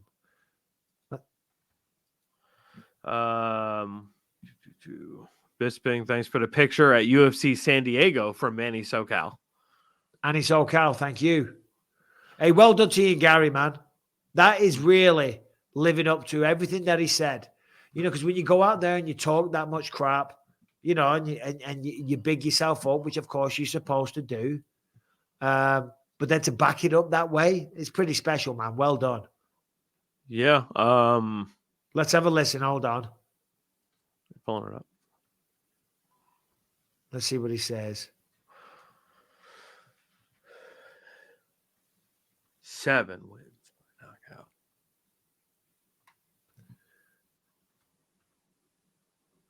Yeah. But I think when you look at, and it's easy to say this now, of course, when you look at D-Rod, Andy and Gary, he is sharper. He is crisper, pardon me. You know, D-Rod's a slugger. He's got some skills, of course, but he's not as sharp or as technical as Ian Gary. As I say, it's easy to say that now. But, hey, solid win. Cameron Stridian, thank you very much. Let's go, Anthony. Indeed. Nathan Short, back in Sydney. No, we talked about that one before. How many people on the chat, Bri? We got about 2,800 people watching right now. Ooh. We need 3,000. Okay. Oh, 2720 I have. We've just dropped 80. We've just dropped 80 like that. My God. We're supposed to go and do that. Guys and girls, go and tell all your friends to get on this right now. Give Lucas a dirt bike, says Nomad 63rd. Yeah. The thing is, though, you've got to be like that kind of guy, haven't you? Do you know what I know nothing about dirt bikes. I've never owned a motorbike in my life. Do you know what I mean? And it's like, to do that, you got to, like, they're families, aren't they? Your dad's into that stuff, so then the son gets into that stuff and all the rest of it. If you got a dirt bike, I wouldn't even know how to turn the bloody thing on. I'd say kickstart it or anything. I'm like, it'd be like, what do I do with this, Dad? Where do I ride it? So, well, because normally the dad who's into it, they'd say, well, we go down the course every weekend and we go down the track and we do that. Ain't no tracks around here, and I ain't going to them. Okay, I got lives to do. I got work to do. I got UFC to do. I've got families to raise, beers to drink. You want a dirt bike? Wait until you're 21. Buy your own dirt bike. 21? You're not even going 18? 21. All right. Bisping, would you ever spin the decks at UK festivals? Money to be made, says C. Johnston. C. Johnston, reach out to me. 100% I would. I would love to. You know, I have some friends in the DJ circuit, and they're always trying to pull me back in. You know what I mean? One guy, Cheese, he's always going on at me, trying to get me to come and do it. And he's trying to get me to produce some music. I said to him yesterday, I was in the sauna. He's like, we've got some producers, mate. They want to work with you. They want to make some tunes. I'm like, bro, I'm 44, man. Do you know what I mean? Is that a bit cringe? I'm like, I'm 44. Let's be honest. I'm not having a midlife crisis here. How old is who's like a big DJ? I bet you there's Well, some 40-year-old DJs running around. There is. There's some, but they've done it since they were 20. Yeah, now they're legends in the game. You know what I mean? Like the Rolling Stones of DJs. Yeah, there you go. Will DC ever find a suit that fits? That's offensive, Anthony Evans. That is offensive. Oh man, I can't see Ant's bowls, but Ant rules. Shout out to L Bond for the super chat. Cheese versus Blanky. There you go. Let's go, Blanky. L Bond just sending in $5 because we're awesome. I appreciate you. Stephen Moffitt says, Brian and Harrington, what would your fighter nickname be? Brian? Paid. Brian Maleficent McKay. Sure. Ooh. I like that. That's a lot of Mike words. Hard as Nails Harrington. I'm gonna go There you go. Hamburger. Hamburger Harrington. Hell Hamburger yeah, dude. Harrington? That's a fun fighter name. I want a hamburger. Yeah. I haven't eaten anything. What time is it? It's 1:20 in the afternoon. I'm starving. I've eaten 3 cookies today. Lunch Rebecca! was so nice. I might do a DoorDash. You know what? I might do the same thing. I'm doing a DoorDash, Chick-fil-A. All right, you want to have a race, see who gets here first? Oh, mine will get here first, always. The Chick-fil-A is quick at my house. Casey I'm telling asks, why do you think the UFC hasn't come to Wales yet? Big stadium with a roof. It'll be as big as the Aussie Stadium show. Also, Brian, F. keep Harrington. up, bro. Keep up. I went Oh, into we did that depth one? about this. We did this. We talked about it. thought we Hardcore, were- in-depth analysis. I told the story about being offered a fight in Wales and all the rest of it. Boy, you're He don't went- know my fan way. This Well, thing went. Harrington- Is the UFC coming to the UK? I'm blaming Harrington. I'm sorry, for to not Wales? getting rid of that one. I don't know how to do that. Is it Anthony Smith now? No. We got one more, and then Anthony. Oh, Smith, yeah. I believe. No. It's Anthony Smith and Johnny Walker right now. That's No, the no, next no, fight. no. Yeah, it is 4:30. Wow. Oh, geez. Oh, shit. All right. Oh. None of your bullshit talk now, boys. Let me just do my Chick-fil-A order, though.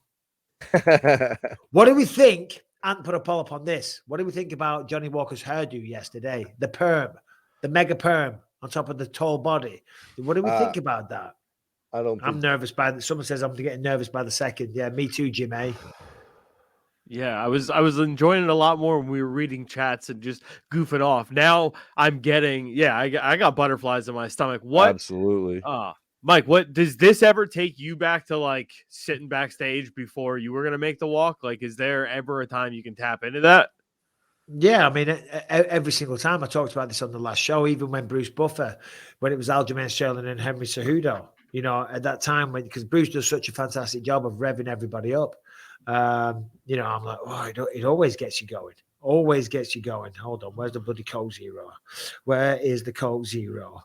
Where's the Coke Zero? I don't see the Coke Zero. It's Anthony Smith's fight. You like Coke Zero more than like regular Coke? Buddy, Anthony Smith's about to fight. Johnny Walker is scary. Like, a lot of people I saw in the comments for this week's episode were saying Johnny Walker is terrifying, whether you're rooting for him or you're rooting for his opponent, because you just never know what's going to happen with this guy. Yeah, he is. Anyway, shut up. No more comment talk. Okay, we're going to go back to the comments after the fight, right? We're here to watch Anthony Smith, and we're here to talk about his fight, not going off on tangents about, whatever the hell you were just talking about. I was talking about how scary Johnny Walker is. All right, okay. Well, I was ordering Chick-fil-A. 30. Oh shit! I'm like, shut up! I'm getting nervous now as well. There's 3,228 people watching us get nervous over here. How many? 3,220, 3,292. Awesome. Now. Well, shout out every single one of you. And we're all here for Anthony Smith. This is it now. This is the big moment. Anthony, he sacrifices a lot. You know what I mean? Getting ready for a fight of this magnitude is very, very hard. I always say it physically and mentally. Probably 50-50 in terms of what that toll is on your body and on your mind. He's been driving out to Colorado every week. He's still been doing this podcast pretty much religiously twice a week. You know, maybe missed the odd one here and there because he's getting ready for a fight. And Anthony, I think this is 51 professional fights now.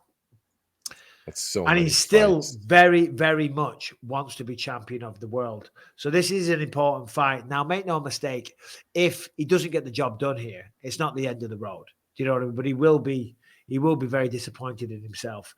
But I always think back to when I fought Luke Rockhold the first time in Sydney, Australia. I remember I did the press conference and then I spoke to a journalist in the US and he said, "This is it, right, Mike?" He said, "If you lose this fight, you're never going to sniff a world title ever again." And I said, no, not at all. I said, if I lose this, yeah, I'll be disappointed, but it isn't the end of the road and I ain't going to give up and I ain't going to quit. You know, and as long as there's still a bloody breath in my body, I'm still going to be trying. And I know that Anthony Smith is cut from that exact same cloth. However, if he gets the job done here in style against Johnny Walker or even just a win, then he's right back in the conversation. So this is a very, very important fight for Anthony in terms of his legacy, his trajectory, and of course, you know, just winning the fight. That's the main thing as well, you know, for in terms of pride as a man and the amount of money that you earn. I got butterflies right now. I don't even know what to say.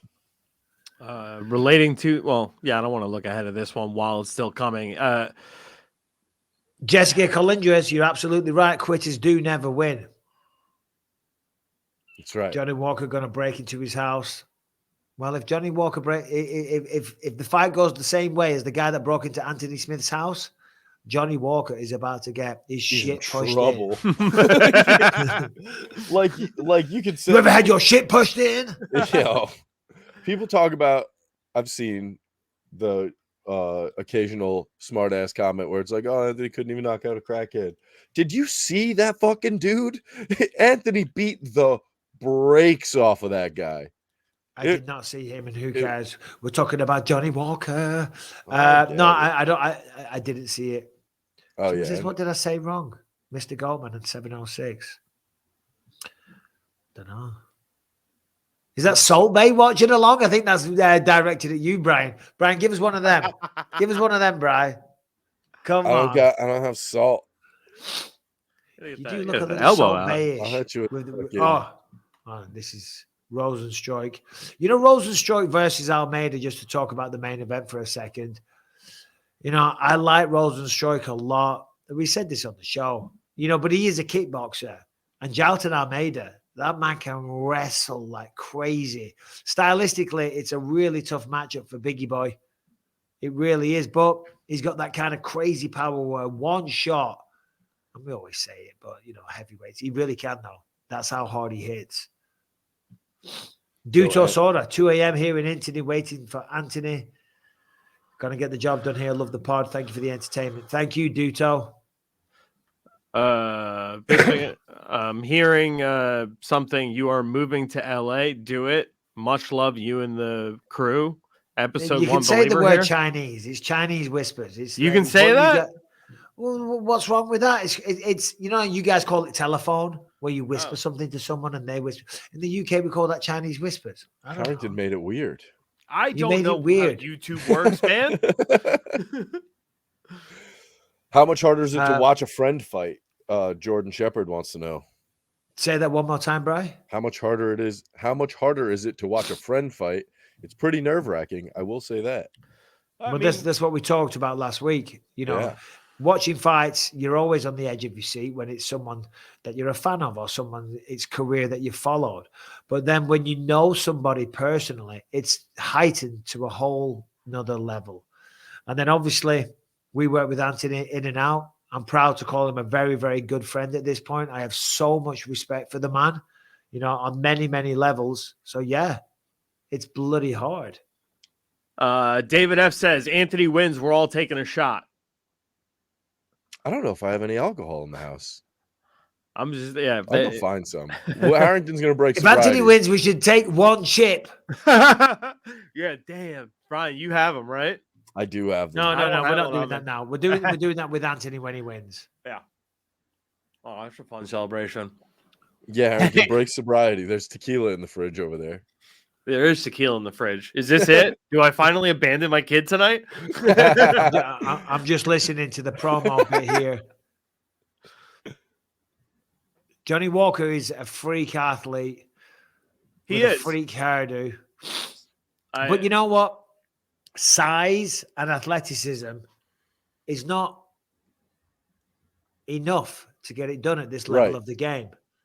Now, he has been working with John Kavanagh, rounding out his skill set, working on the mind side of things. But Anthony, with 51 fights, I mean, his mind is as good as anyone's. You've heard how great he is at analysis when it comes to mixed martial arts.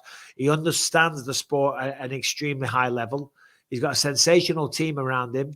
His coach, Mark Montoya, is a fantastic coach as well.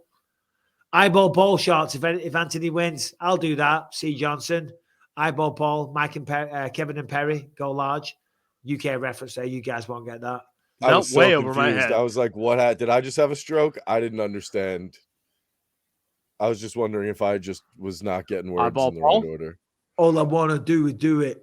It's never mind. It's a film in England. Eyeball Paul. Hell yeah. Was I'm it into Go? No, so there's a DJ called Tall Paul, but in this Oh. movie, which was centered around like raving in Ibiza with Oh, that's Harry funny. Enfield and his comedy partner, they did a movie pretending to be two young ravers, and one of the DJs was Eyeball Paul, and he would do a shot through his eyeball.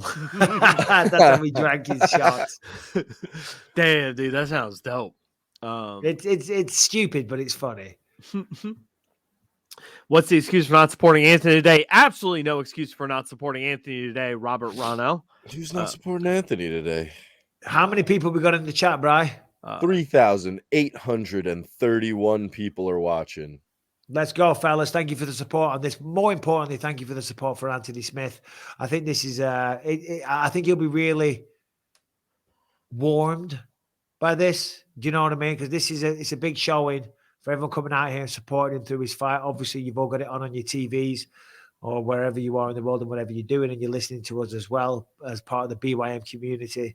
And it's a wonderful thing, I think, that we've all built here. And, you know, okay, there's a few haters in the comment section these days, but that's to be expected as any show grows. But all in all, we've got a very, very great community here. So thank you all for being here, every single one of you. So rare that you can do this. Fight prediction. We're saying round, method, TKO, decision, submission. What are you thinking, Mike? Yeah, well, Lewis? it's Anthony Smith. It's Anthony Smith for sure. I think the smart thing to do for Anthony would be, here he is making the walk. Oh, no, it's Johnny Walker, sorry. The smart thing would to be, I'd play it safe to start the fight. When I say play it safe, I don't mean run away, but I mean, I would look for Johnny to try and expose himself, look for him to be the aggressor and try and just like download information, try and see the type of attacks that he's going to use. He's got 3 rounds. There's no need to rush it. There's no need to try and go out for a quick first round stoppage. My guess is a second round submission for Anthony Smith. Okay. I feel Brian? like Anthony knows what he's talking about when he predicts these things. And Mike also has been pretty on point statistically for his predictions as well. So I'm going to say second round submission for Anthony Smith. I like a first round knockout. I hope it's a first round knockout. That'd be I hope perfect. this is the only time, Harrington, that I hope that you are right and I am wrong.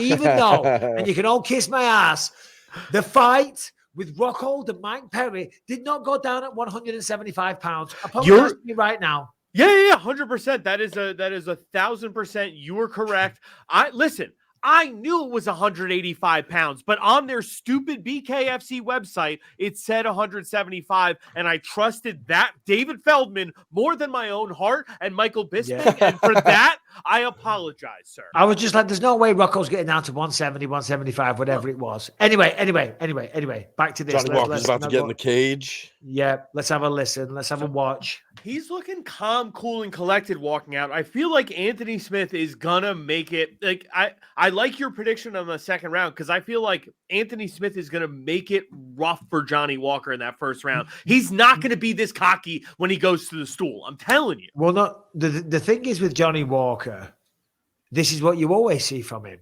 He's always like this. He's always got, with respect, because I like Johnny. I've met him a few times. He's a nice guy. I like him. He's always got that kind of goofy expression on his face, like he's not taking it too seriously. But of course he takes this seriously. You don't get to this level unless you put in the work and the hours in, you know. But then he has that mental switch when it starts. So here we go. Return of the Mac. The blackout treatment. Let's listen. Turn it up, boys. Oh. I don't hear Return of the Mac.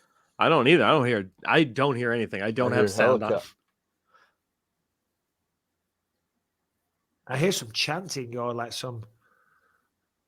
Tell me he's coming out to like God Save the Queen.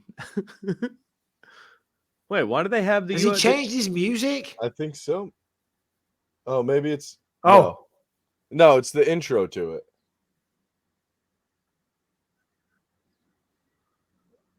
Here we go. Hey, Anthony, taking that walk. There it is.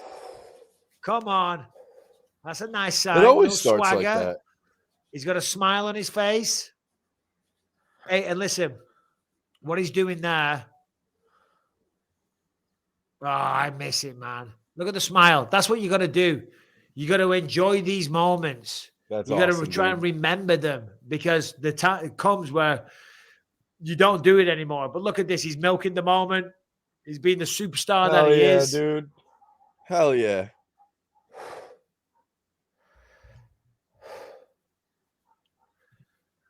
Ooh. Guys. Damn, putting his hat on Putting his hat on a little kid like Bret the Hitman Hart. Yeah, Give dude. us a woo. Give us a Ric Flair. Woo. Woo. Bisping's backside is flapping at the moment. It is. Taking some deep breaths there. Yeah, dude. There he is. Lionheart by Hunter with his family. This beautiful moment. Oh, bless. Look at this. Oh, that's always hard. It's always an emotional moment. I used to go and find Rebecca every single time. If the kids were there, of course, as well.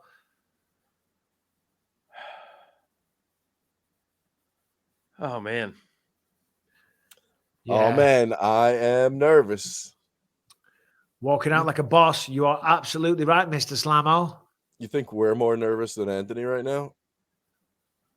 You know, this is one of the most nerve-wracking moments as a fighter when you walk out, because you're about to step in the ring. It's about to become real. You're walking out. You've got the crowd. Of course, you're a little bit nervous. You're backstage. The nerves start to build as it gets closer and closer. Then you walk out. He shared a smile. Now he's talking to Mark Montoya, his longtime coach and mentor, giving him some final words of inspiration. And now it's like, now you've got to fucking turn it on. And then you walk in there. Once the fight starts, that anxiety, that nervousness, that apprehension and the butterflies is gone. Well, you don't have time for that.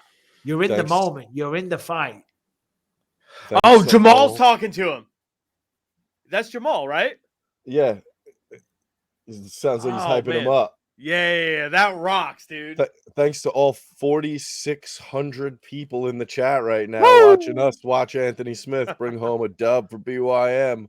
Thank you, every single one of you. That's amazing. Return of the Mac. What a tune. There he is, saluting the crowd, milking the moment like the superstar that he is. And he officially in the octagon. Oh, let's go, Smith. Come on. Let's fucking go.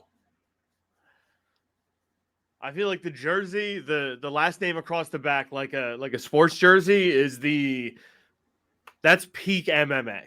I love that so much.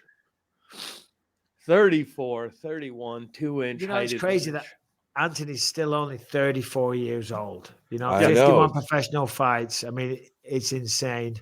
I am older than Anthony, and I always think about how I've wasted a lot of time. How old are you, Brian? I'm 35. 35. What about you, Harrington? Just turned 35 on a couple weeks ago. Oh, you bastards. Old man. 40 bloody 4 up in this piece. These guys are nervous. Yeah, we all nervous. I'm always nervous when it's someone I know, but when it's Anthony now, I'm more nervous than ever. I feel like it's a member of family in there.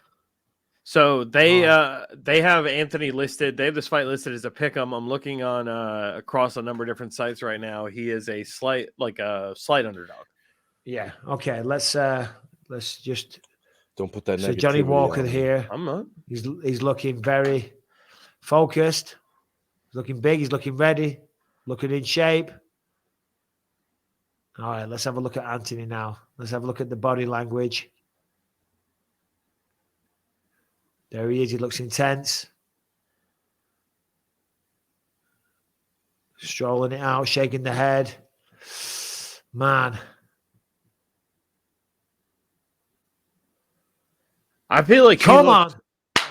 No, he's ready. He's focused. He's focused. Yeah, He's absolutely. ready to do some fucking damage. You know what I mean? Never mind. Listen, you can look at someone like Johnny Walker and give it a smile and all the rest of it, posturing, putting on a show to the people, saying, look at me, look how ready I am, look how calm I am. Never mind that stuff. You're getting yourself into the mindset to go out there and crush another human being physically. You know what I mean? So fuck the crowd. Fuck the trying to look like you don't care and all the rest of it. You're about to go to war. You're about to try and smash each other's faces in. Let's be honest. This is a vicious, brutal sport. And here we go. Round 1 is on the goddamn way.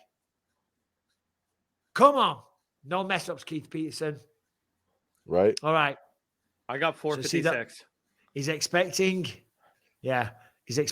some low kicks, I reckon, by the way he was leading that left leg.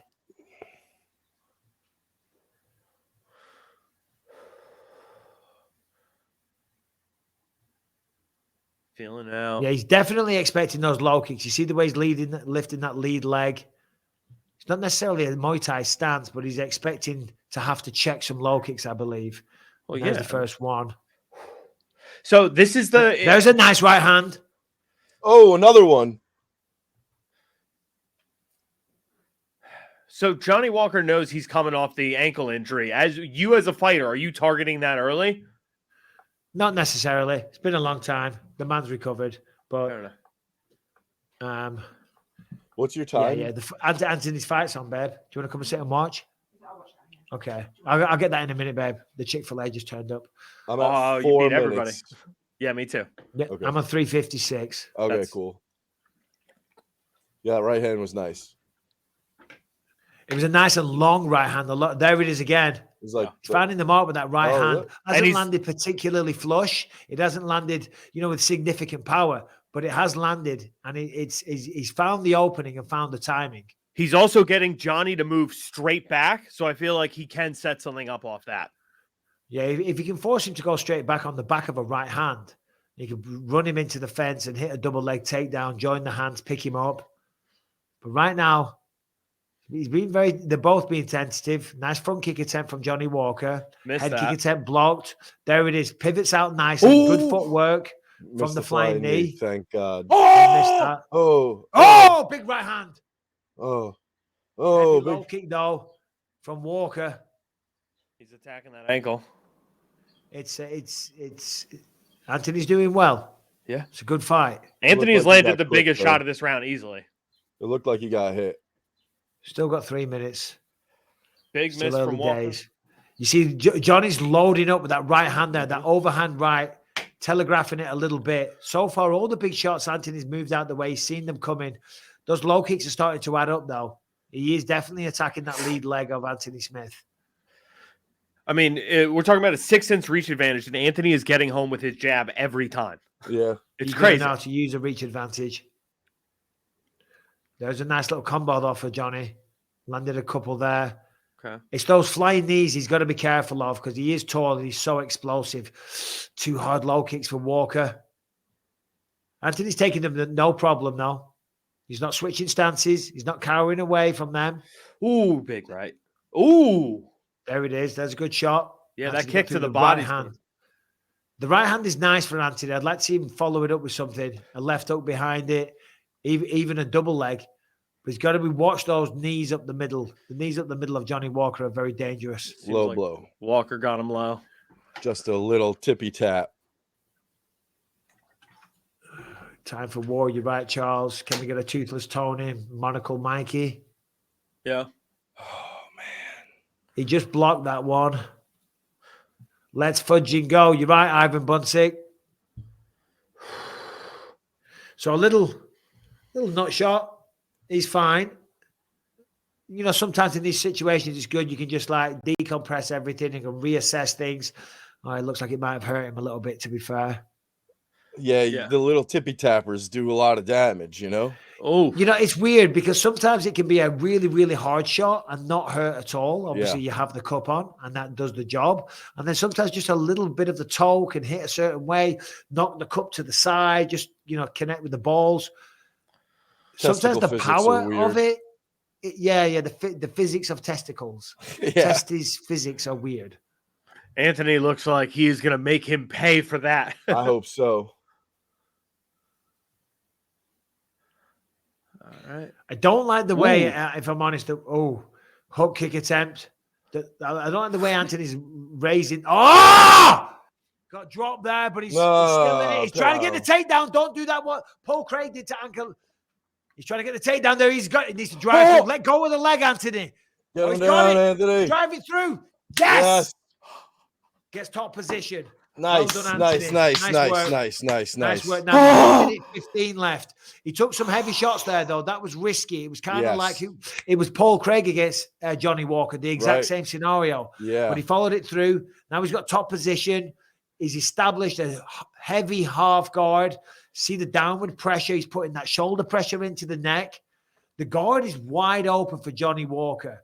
And Anthony right now, the clock is ticking away. He's got 50 seconds. So it's going to be hard to get a submission, but he needs to do some damage and make this position count. Yeah, I mean, honestly, just get him into side control and recover. Like, what? He's got the clock Drop is ticking those away. elbows. The guard's wide open. Right elbows, in. posture up, heavy elbows down. Yeah, I mean, it's right there. I think he is. Is he trying for a triangle? No, he's not trying for a triangle. What on earth are you watching, Harrington? No, I was. Black belt jiu-jitsu skills are paying off again, bro. Okay. He's in half guard on top trying to land elbows. Walker's working up. Good job by Johnny. Careful with that throw, Anthony. You might end up on your back. Shit.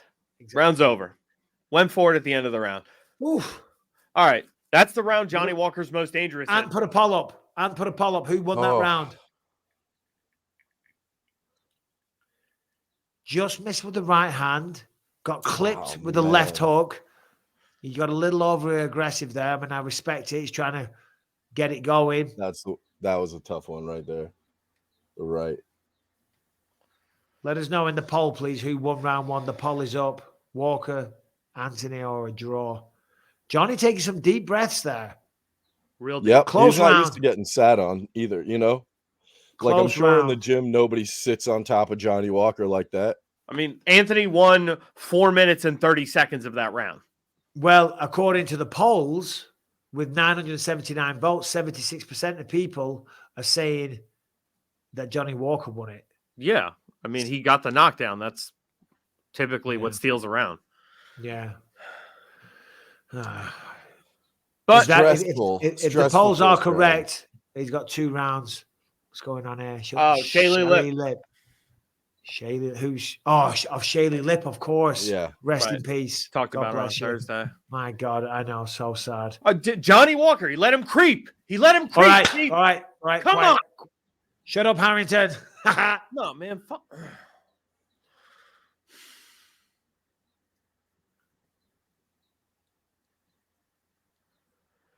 We are at 4 minutes and 45 seconds right now. Yeah, I think I'm maybe a second ahead of you.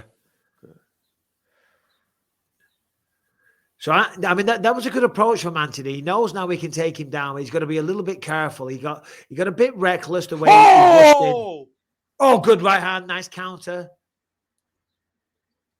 Okay. Yeah, Kavanaugh's calling for the leg kicks. I want to against see Anthony Anthony. attack that front leg. Yeah, same. He's standing so heavy on it. Yeah. I was just saying a second ago, I like the approach of what he did in round one. Walker rolls with the right hand from Smith there. I like what he did. He was trying to force the takedown with a combination. I'd like to see him do that again, but not be quite as reckless because he did get clips going in. Well, if Corral him up against the fence, get him a little bit closer to the fence before he shoots. The range is tough. Of course. He's a big man. I feel like every time he throws that right, Walker goes straight. He throws a straight right, Walker goes straight back. If he could just build on his combination from there. Front kick to the midsection by Johnny Walker. Anthony's firing right back. He's going forward. Little left hook kind of lands. A little check hook. That was nice. Nice little right hand. Right hand again. He's finding the mark with that right hand over and over. It's almost like he can't miss. When he throws it, Anthony lands. A few more nice feints low from kick. Anthony would be nice. Yeah, nice low kick. A few more feints would be nice. Walker returns the favor. Ooh, nice kick to the midsection. More of that. Please keep beating up Johnny Walker's body. Yeah. Johnny Walker's a problem if you beat up his body, dude. He's It's very tense. Nice. And to see he was trying to initiate a takedown sequence there. Johnny walked away. Walker checks that one. Two heavy returns from Johnny Walker to the low kicks. Anthony firing back with a low kick. Yeah. Trading low kicks here for the most part. The right hand pops has been a good weapon so far right. for Anthony. There it is. That's backed him up. Do that again. Back Walker up again, and that's when he needs to shoot.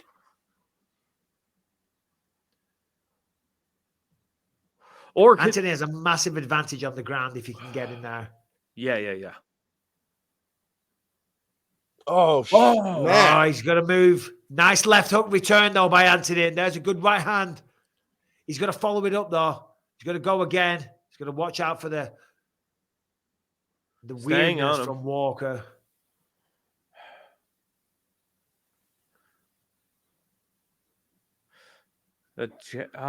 Nice. Okay. He said it. Nice low kick from Johnny. I like that though. That presence of mind, Anthony being like, yeah, nice low kick. Like he's at least checked in enough with I don't know. What's going on in the world, you know? Yeah. Well, yeah, you're aware of it. You're in there. You felt it. Yeah. I don't know. Come on, Anthony. I'd like to see some double jab right hands. Double jab right hands, level changes.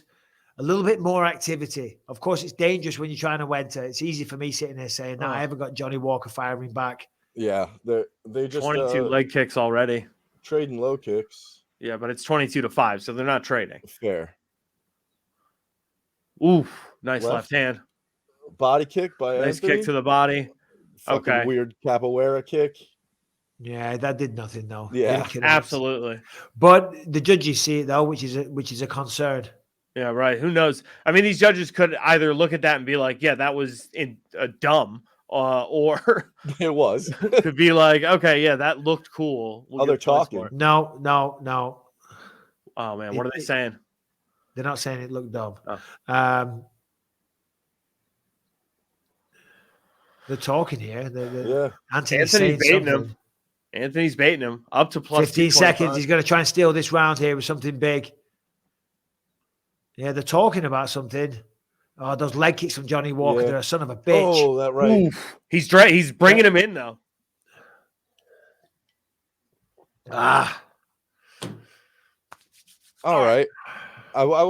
We will ask him when he shows up later what he was saying to him in the cage in round 2 for sure. We got a couple of super chats to break the tension here. So throw them at us. All right. Quinn 40 says first time watching live, looking good, boys. Bam. Thank you very much, buddy. What else? Jade Green says we need a Rebecca t-shirt. We got Duda Sora with a will Anthony really be joining after his win over Walker? Love from Northeast India. Northeast India in the house. I mean, listen, if Anthony gets a great win, then If he feels like Who coming on. knows? Who knows? Fingers crossed. He said he would, but we'll see. We'll see how he feels. It all depends. It's all well and good sitting on a podcast and saying you'll do it. When you've just been through a 15-minute war and your head's rattled and your body's sore, maybe you don't feel like it. So that remains to be seen. How many's in the chat, Bri? We got 5,225 people watching right now. Sorry, how many? 5,225. Nice. Shout out to all of you. All right, round 3. Anthony needs a big third round here. Both rounds have been close. Yeah, I'm seeing a bunch of people in the chat 10-9, 10-9 for Anthony with that last round. I think it's 1-1. It's very likely could be 1-1. Who knows? Could be the 2-0. big close rounds. Yeah. The leg kicks are piling up though. That I don't like that. Okay, but now Oh, that's nice. That's nice.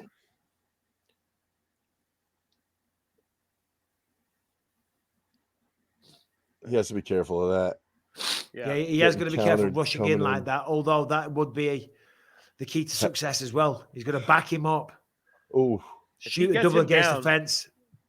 Ooh, Walker nice does a really good job of rolling and covering those right hands with the shoulder. He's very, very good at that. Yeah, but then also wouldn't it isn't that where you're supposed to move in, or is that how he's landing? No, he's defending the shot. Right. Anthony, another overhand, right? Come on, Anthony. Oof. There's nothing much. Did he get eye poked? Did he get eye poked? I don't know. Yeah, ref stepped in. Oh, for flip's sake, that's all we need. Yeah. The ref definitely got an eye poke. You hear Keith Peterson there saying, yeah, he's definitely got it. Oh, yeah, look at him. Let's have a look. Oh, man, yeah, that was a bad one. He didn't even want to do it.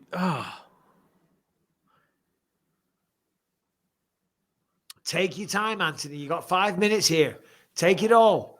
Paul Fontaine. Take the whole of the 5. All right, he's right back in now. 3 minutes 50 left. Oof. Anthony got out of the way of that. That was pretty good. Anthony looking mad like he just wants to stalk him down and get a finish here. Ooh, like that leg kick? Check that one. Oh. Come on, Anthony. This is your round. You're right, though, Mike. He does just roll with those. Yeah, he's doing it very, very well. Very effectively, which is annoying as fuck. Oh, get the fuck out of here. Okay. Oh. Okay. There we go. That's it, Anthony. Let it go a little bit now and shoot a takedown. Ground and pound finish. Come on, bud. Yeah, get this takedown. Some heavy breathing from both men. Those low kicks are a son of a bitch. Yeah. And again, he's throwing a lot of those low kicks. Yeah, but and again. It's okay. It's not going to end the fight. We've got 2 minutes 30 left. But the problem is they do rack up points with the judges in the judge's mind. Can he push for a takedown right now with the amount of damage he's taken on his leg? Like, does that typically? So, I mean, we did just see him switch stances there for a second, so he's definitely feeling them, of course. And it's a smart idea, strategy from Johnny Walker because obviously of the recent leg break. Come on, Anthony, let's go. Come on, Ant. Nice left hand. Just misses with the left hook, a little bit out of range. Anthony front kick from Anthony. Ooh, takes a leg. Oh, there it is. He's got in on Smith. He had the single for a second. Oh, body head. What? Oh, what are you doing, don't do that, Anthony. He's trying to go for an ankle pick. Get up. Don't do this. Don't play this game. What you get, Anthony? Come on, don't do this. Don't stand Come on, dude. up. You gotta get up. He doesn't have a leg. Stand up. He doesn't have a leg. Don't do it, Anthony. Oh, shit. Get up, Anthony. I don't think he's got a leg, man. Well, stop saying that. He's got 2 legs there right now. Oh, Johnny Walker offering him up. Oh, okay. Yeah. Come on, Anthony. This has been a bloody... That's not a good visual for the judges. No. He's chopping away at that leg, though. Come on, he's coming Blocked in. the head kick, but a nice attempt from Walker. Right hand just kind of glances. Some nice shots from Walker there. Anthony switching stances. Clearly that leg's troubling him. I'm not surprised the amount of shots that he's taking on it. Walker's collared him on. Final 40 seconds. You see him wince when he took that low kick there. Yeah.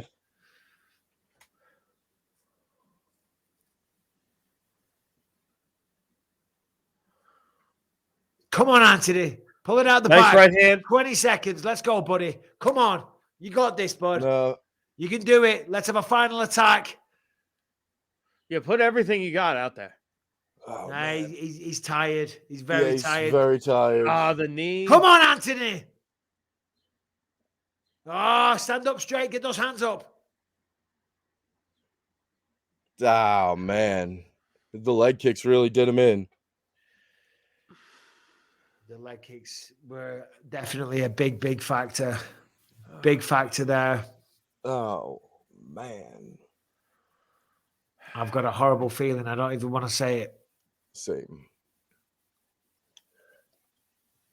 Well, we'll see. We'll see what the judges thought about all that.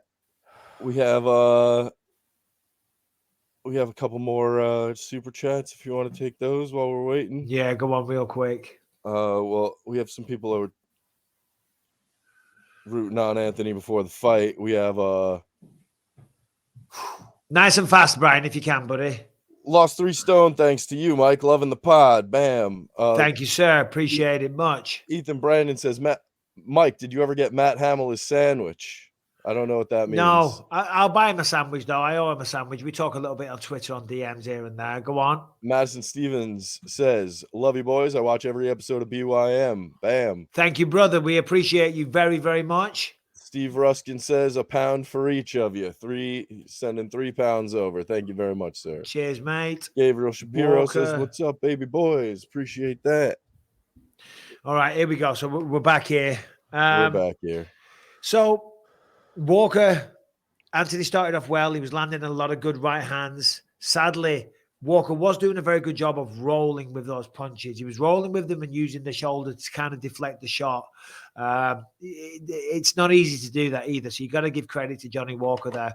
The leg kicks were definitely a factor towards the end. The third round, Anthony looked like he was hurt as well. So it's not a good visual for the judges there. If it was 1-1 going into the third, I can't lie. I can't say. I think Walker got the third. I mean, I don't think he did. Walker got the third. So if it's 1-1 going into the third, then I guess it's 2-1. But you never know. Fingers crossed. Let's go. Let's have a listen.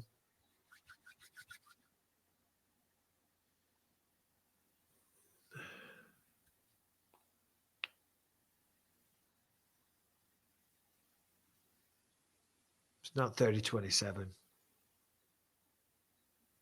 Oh, what a dickhead Johnny Walker is. Yeah. Well, that's it. That's the sport, guys. You can't win them all. That's the. Hey, listen. That's the sport. You got to say well done to Johnny Walker. He fought a good fight. You know, obviously we're all devastated for Anthony. Devastated. You know, Yes. but you know, listen. You, 2 men step in there, 2 world-class fighters. That's the way it goes. You know what I mean? So you got to say well done to Johnny Walker. Congratulations on beating a tremendous fighter in Anthony Smith. Tonight it wasn't his night. But it's not the end of the road. He'll be back. He'll be back. He ain't going to give up. I keep seeing people in the chat saying just retire. Someone says Anthony has his gloves off. He Frank does have his Williamson. gloves off. I did. Does see he that. really? He does. He ain't going to retire. He's only 34. I can't see that. I can't imagine that. He is standing there when they did the decision with his gloves off. Yeah, but sometimes your hands get very, very hot and Yeah. they get very uncomfortable and the wraps get tight and the gloves on your hand, they become very uncomfortable. And often the first thing you want to do is get these goddamn gloves off. Right. So it doesn't always mean retirement. However, hold on, let's listen. What's Jamal Hill saying? Yeah, he's talking. Well, Johnny Walker's talking about Jamal. He's talking in Boha right now, so. I mean, well, he sounded like he was. He wasn't. probably one fight away, but yeah, that does make sense. Do not hurt yourself dancing. Right, hold on. Listen, wait.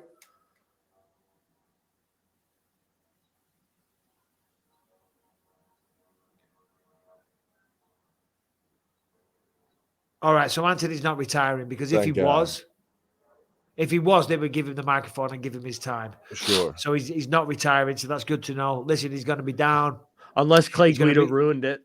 He's going to be frustrated, but the reality is you live and learn. It's not the end of the world. It's not the end of the road. Tough fight. Didn't get the job done. He's going to be disappointed. But you don't give up. When you do give up on yourself, that's when it's truly over. You learn from your losses. You get better. Doesn't mean he can't do it. He can still be a champion. He does have all the skills.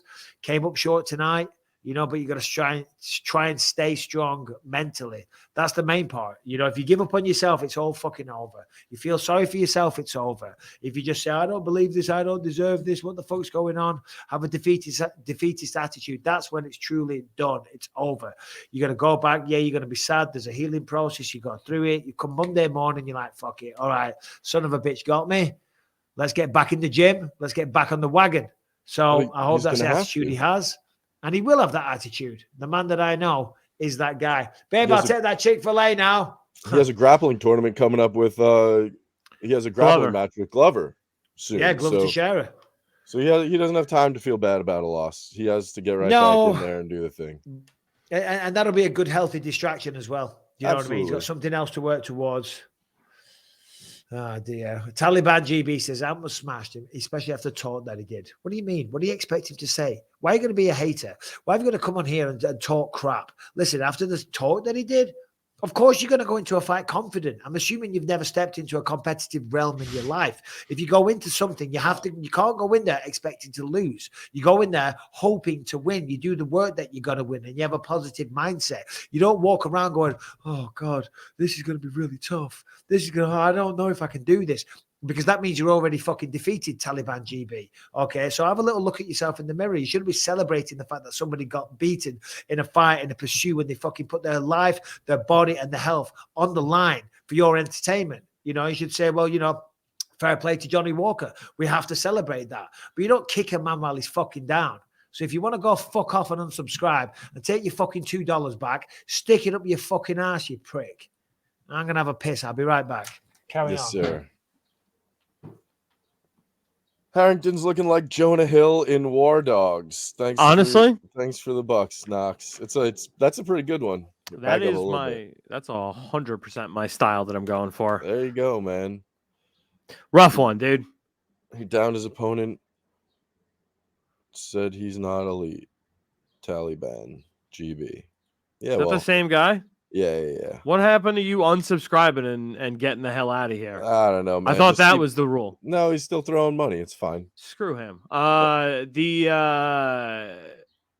didn't downplay his opponent. He literally said nothing but nice things about Johnny Walker, praised him, right, for being the high-level martial artist that he is.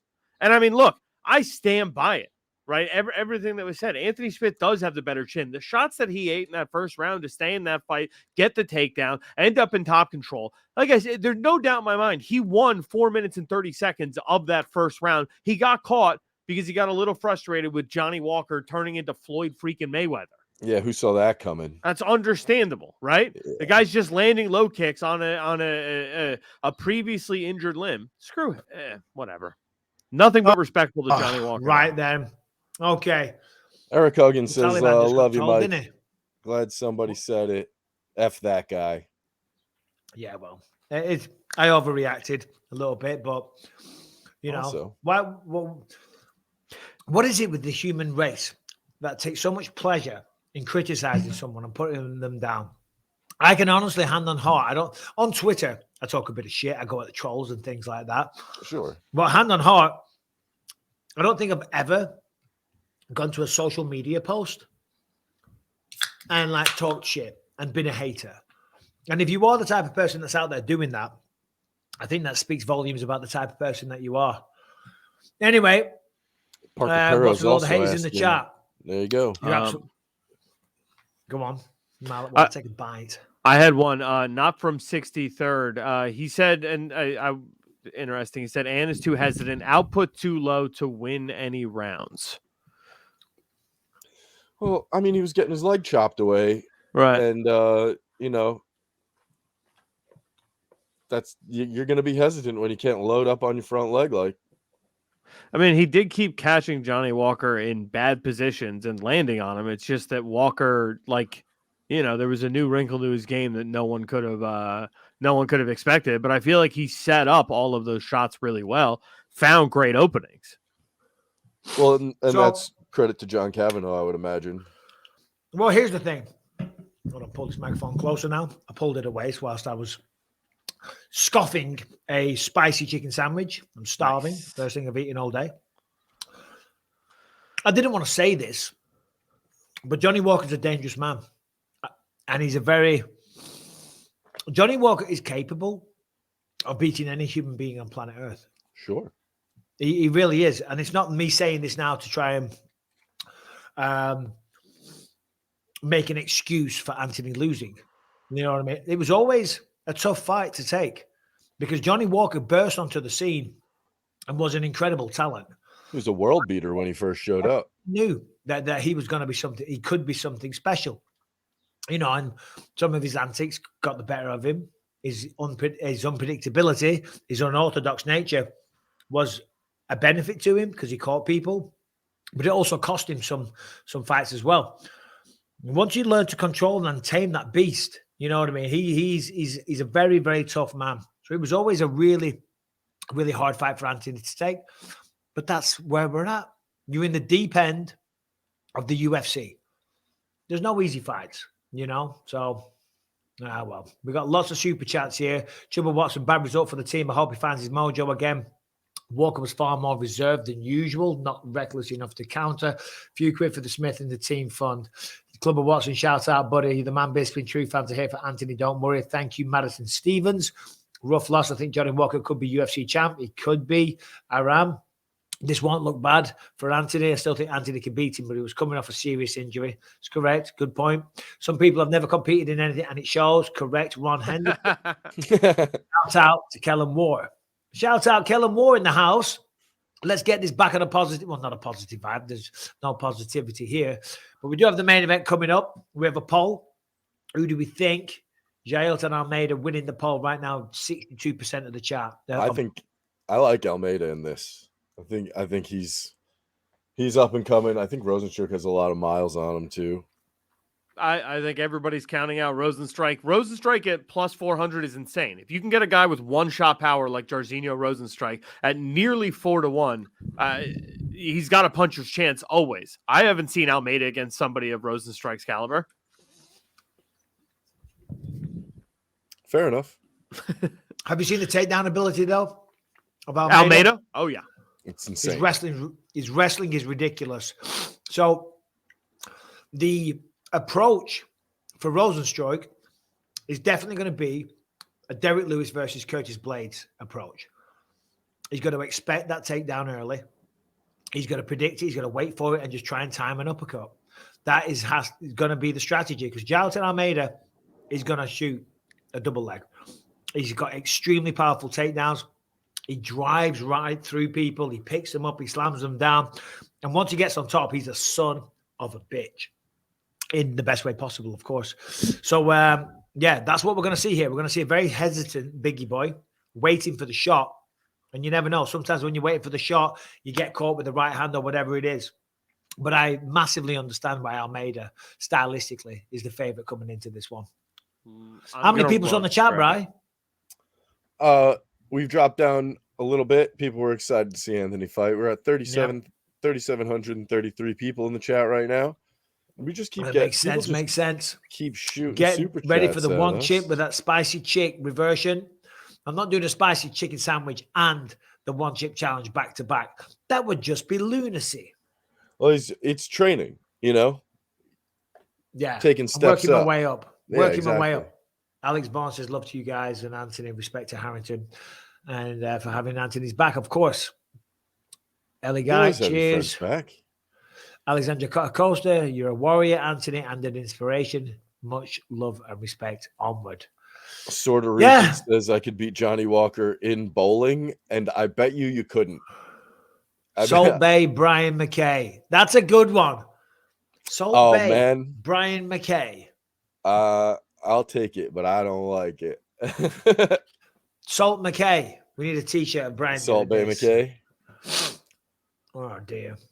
59%. I've Almeida winning the main event. Look at the size of him. That man is a specimen. Jesus. There's a few dudes in the UFC. There's very few dudes who look like that, Where they're just like marble statue men. All right, boys. From a chippy. Anthony, you attacked my family, Smith. Guys, please speak and be honest. There's a lot of haters in here, and I don't like it. Yeah, I'm just paying attention to the super chats, really. Yeah, the problem is you start reading it sometimes, and you don't know where it's going to go because I don't scan the whole thing first. I just start reading, and I'm like, come on, guys. Why are we trying to kick a man while he's down? Listen, as I've said, congratulations to Johnny Walker. He was the better man tonight. He won the fight. It wasn't... I hope Anthony doesn't take this personally. It was probably the correct decision. You know what I mean? It wasn't a robbery, Right. Johnny Walker was the better man tonight. All right. But it still takes a lot of balls to step in there. And Anthony was confident. Of course he should be. As I've said, that's the mindset you have to have. The negativity that we're seeing in here now is ridiculous. That's just going to happen when, if you're just looking at the general population chat, it's anybody could just get in there, Well, it's always a vocal minority in everything. For sure is. In everything. I mean, all these issues that we have in life, these modern PC world issues, that's a small vocal minority without giving out any examples. The 100%. Majority of people on a day-to-day basis do not care about these small, trivial little things that people seem to be getting so wound up over. But a very small vocal minority, they're the ones making all the fucking noise and trying to bring in different laws and trying to fucking have books rewritten and all this type of stuff. You know what I mean? It's just absolutely goddamn ridiculous. Yeah. Interesting one in the super chat here. Would you ever consider coaching Anthony Smith? Cornering Anthony Smith? That'd be a really tough one because I'd feel disrespectful even suggesting that. Do you know what I'm saying? Okay. I do want to get into some coaching. I'm going to teach some guest kickboxing classes at the Den soon, actually, where Lucas started training. And I do want to start coaching. But I feel that me wading in and going, hey, Anthony, let me coach you.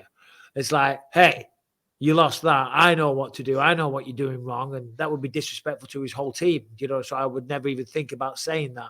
Okay.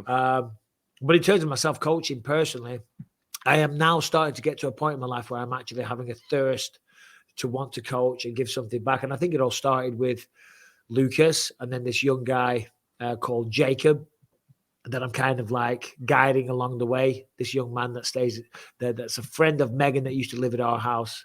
He was having dinner one night. I said, what do you want to do? He said, you're going to laugh, but I want to be a fighter.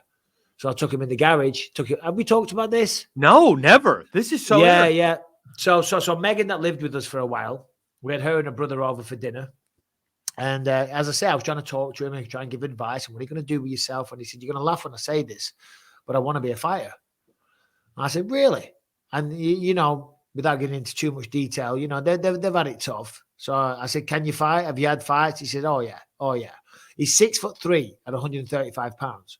So I said, come on, then. Let's get in the garage. So he never had any formal training. But I took him on the pads, trained him a little bit. I was like, dude, if you've never done anything and that's your first time, I said, that's really impressive. So this is how I stumbled upon this training center, the Den, because I was looking for somewhere for him to train. So I signed him up to there. And I've been keeping an eye on him and popping in and we're going to training him and trying to help him out along the way. That's a little guy I've took under my wing. And when I went in there to watch him train at the Den to see how he was getting along, Lucas was with me. And then when Lucas saw the setup, he was like, I want to do this. And as I say, this whole thing that's kind of sparked up and intrigue in me to want to start coaching. So there you go. Damn, that's You so start cool. the Michael Bisping school of ass kickers, dude. Yeah. Someone says, I like Ant as much as you guys do. What did you think about his ability to check those kicks? I think he did poor. I'm sad. Well, not from 63rd. I understand what you're saying. He was very aware of it. Let's think back to the start of the fight. He was raising that leg. He was anticipating the low kicks. The reality is, Johnny Walker was very effective tonight with those low kicks. He's fast. He's tall. He's got fast twitch muscle fiber covering his entire body. He's very explosive. He's very quick. And he's now learning to be disciplined as well. So it's not so much what Anthony did bad. It's what Johnny Walker did well with that. You know what I mean? Because let's think about this. There was a few times where there was low kicks came in 2 and 3 successions. Bum, bum, bum, really quick with the same leg. That's an incredibly difficult thing to do, physically, to do that. You know what I mean? That's really hard. And that just shows, as I say again, and I'm not riding the coattails of Anthony. I'm saying that wasn't what Anthony did bad. It's what Walker was doing good. The low kicks were very effective. I feel like I've heard you talk about it time and time again also. Like, the calf kicks are nearly impossible to check. And that's all that Johnny Walker was throwing. Yeah. Well, I mean, there is a way of checking them. You kind of lift your foot up to your ass, if you will. Yeah, look, listen. It was Johnny Walker's night. It was Johnny Walker's night, and we'll have to wait to hear from Anthony. Don't shoot him a link now or anything like that, because he's not going to be happy. He's not going to be in a good place. Certainly isn't going to want to come on the podcast and talk about it. Amanda England, that is, what was she called? She fought. She was a fighter. Oh, I forget her name now. She's a little cute little thing. She fought in Sacramento. She got knocked out against. Well, I shouldn't say that. That's not what she's known for. Anyway, that's her stepmom. I forget her bloody name. Headman Slug. Mike, serious question. Why did you say you attacked my family? Is there something that happened in private that we don't know about? I have no idea what you're talking about there. Are you talking about Aspen Ladd? Aspen Lads, yeah. Aspen Lads stepmom in the chat there. Oh, Club of Watson. I don't understand why people want to push retire following a hiccup or two. Exactly. If that was the case, we wouldn't have a UFC. If you fail, you shouldn't quit. You just work harder or change the approach. Club of Watson, you said that absolutely perfectly. And this is a thing that people do say when they lose, like, and I'm talking about Jake Paul here. You know, don't define me by my wins, define me by my losses. And that's something that's handy for Jake Paul to say now, because he did just get beat. But it is that, and it is that what inspires people. You know, it's all we love, and the main event starting right now. We'll talk about that in a second. We love seeing somebody that can go out there and dominate everyone, that's way head and shoulders above everybody else, and be so talented and take the world by storm, a la Conor McGregor when he was on the rise. You know what I mean? That's amazing. And it inspires people, and it's incredible. But I think more people resonate with the guy that goes out there and fails and falls. And there's the first takedown attempt from Almeida. Big shot. Defended it. Takedown. Yeah, and he stuffed it. I mean, 75% takedown defense in his career for Jairzinho Rosenstrike. So he defended that well. That's going to send a big message to Almeida. But just to finish that point, you know, those people that go out there, they try, they win some, then they fail. And then they keep going and they fail. And without sounding like a wanker, like I've dissipated my own backside, that's a message that I get from a lot of people all the time. Because same for me. Do you know what I mean? People said the same thing about me. He gets another it. takedown attempt. Yeah. And Almeida has a 100% finish rate. Yeah. He's a monster. Yeah. So the journey is far from over for Anthony. Absolutely. He's 34 years old. You know, so chill with that one. Anyway.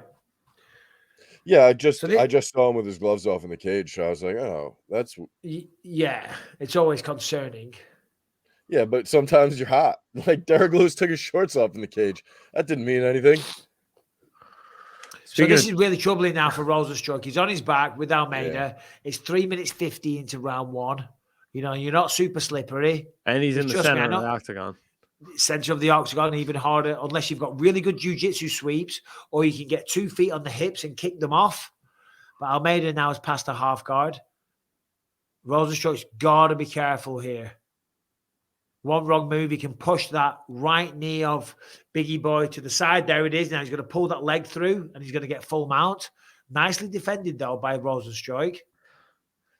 See the downward pressure of Almeida. See where the head is, and he's driving that shoulder in. That's really, really uncomfortable. And now the right foot is on the instep, on the inside of the thigh. So now he's going to pull that left leg through. He's going to use that foot to anchor where the thigh is, and then pull his left leg through, and again potentially into mount. That's what he's looking for. It looks like he was just squeezing his head. Big knee to the body. Jordan says, I've had many nights out in Newcastle. Do you know what? I haven't had many nights out in Newcastle. One of the only times was when I had my MMA debut at Pride and Glory, one of Ian Freeman's shows there. Then we went out there, and I think there was one other time. So, yeah, not many nights out in Newcastle. How are man? How are the boys? Ryan Zamparipa just sent in a super chat. I want Smith versus Craig for main card in UK. It's a good fight. I like that. It's not a bad fight. July, quick turnaround now. Very quick. May, April, May, no. June, July. I was going backwards. He'd have to go like right back into camp. He's like hitting him with short little knees and rabbit punches to the face. He has him smushed up against the cage right now. Oh man, just the cutest girl in Charlotte, North Carolina, looking at her phone in the front row. There's nothing like that. It's so fun. See, he's past guard now, right round to the other side. And it's kind of interesting because he's moved him off the side of the octagon. Biggie Boy, he's got to get a whizzer. See that right arm? He's got to put that over the arm of Almeida. Otherwise, he's giving up the back. That's precisely what he's doing now. See, so many people make this mistake. They try and rush back to their feet. Now it's full mount. Giving up the back. Almeida's underneath the chin. It's over. It's not under the chin, but it's going to be over in a second. Yeah. He's got 1 minute 20. Look at the size of the man. There's the top. There's the top. And there it is. It's done. Jalton Almeida. Told you. Where do you think he stacks up at the top end of heavyweight? I don't know, but we've been going now for 2 hours, 25 minutes. I am currently already 30 minutes late for my friend's birthday party. It started at 12. He said, get there for 2. It's now 2:30. I'm going to change. I'm going to, jazz myself up a little touch. Yeah. You know what I mean? You want to borrow my shirt? I do, actually. I went to the mall last night. I'm like, I need some new clothes. And it was just nothing but crap. Nothing but crap. Because, I don't like to wear stupid designer gear. You know what I mean? Believe it or not, with stupid fucking labels all over them. You just feel like a douchebag. So I was just wearing a billboard for Gucci. Yeah. But I'm not that guy anyway. I like a nice quality piece of clothing, and I don't mind if it's designer, but I don't want brands emblazoned all over it because you just feel like a knob. Yeah, see those jackets that have just like candy bar wrappers all over them? Well, that's kind of what was in the mall last night. It was just a bunch of weirdness. It was like, I went to Saks Fifth Avenue. You know what I mean? There's nice stuff there, but they had all these hoodies and sweaters and t-shirts, and it just had video game pictures, but really, what's it called? The pixels, really pixelated. Yeah. I'm like, what is all this crap? Anyway, boys and girls, what I'm doing now, I'm setting up the goodbye because I got to go. Let's get a live BYM in UK, Steve Ruskin. You're absolutely right. And we will do that for sure. But I think this is time to call this one a day, boys. That sounds right. Yeah, man. It was a good card. Sorry, Anthony Smith lost. It was a disappointing result, obviously. So our condolences. And Anthony, we all love you, brother. We're all proud of you. It takes a real man to get in there. Hopefully we'll talk to him on Monday if he feels up for it. I'm sure he will. He's not that type of guy. No. He's not the type of guy to cower away. And he showed up when his leg was broken. Correct. So, you guys, thanks for all watching. If you haven't subscribed and rang the bell, please do so. Please do so. 200K subscribers. Yeah, exactly. Subscribe and ring the bell, though. We should be on 1 million subscribers by now. So you guys enjoy the rest of your weekends. Anthony and Brian, as always. Sorry, Anthony and Brian. Mike and Brian. Love you, boys. Take care. Mike, talk about the brain after an injury. What does that do to your head? Anthony's in his prime. Next fight, he fights with a chip on his shoulder. Yeah. All right, boys and girls. Thank you all for watching. That is it. Brian, end that live stream, baby. Bye, everybody.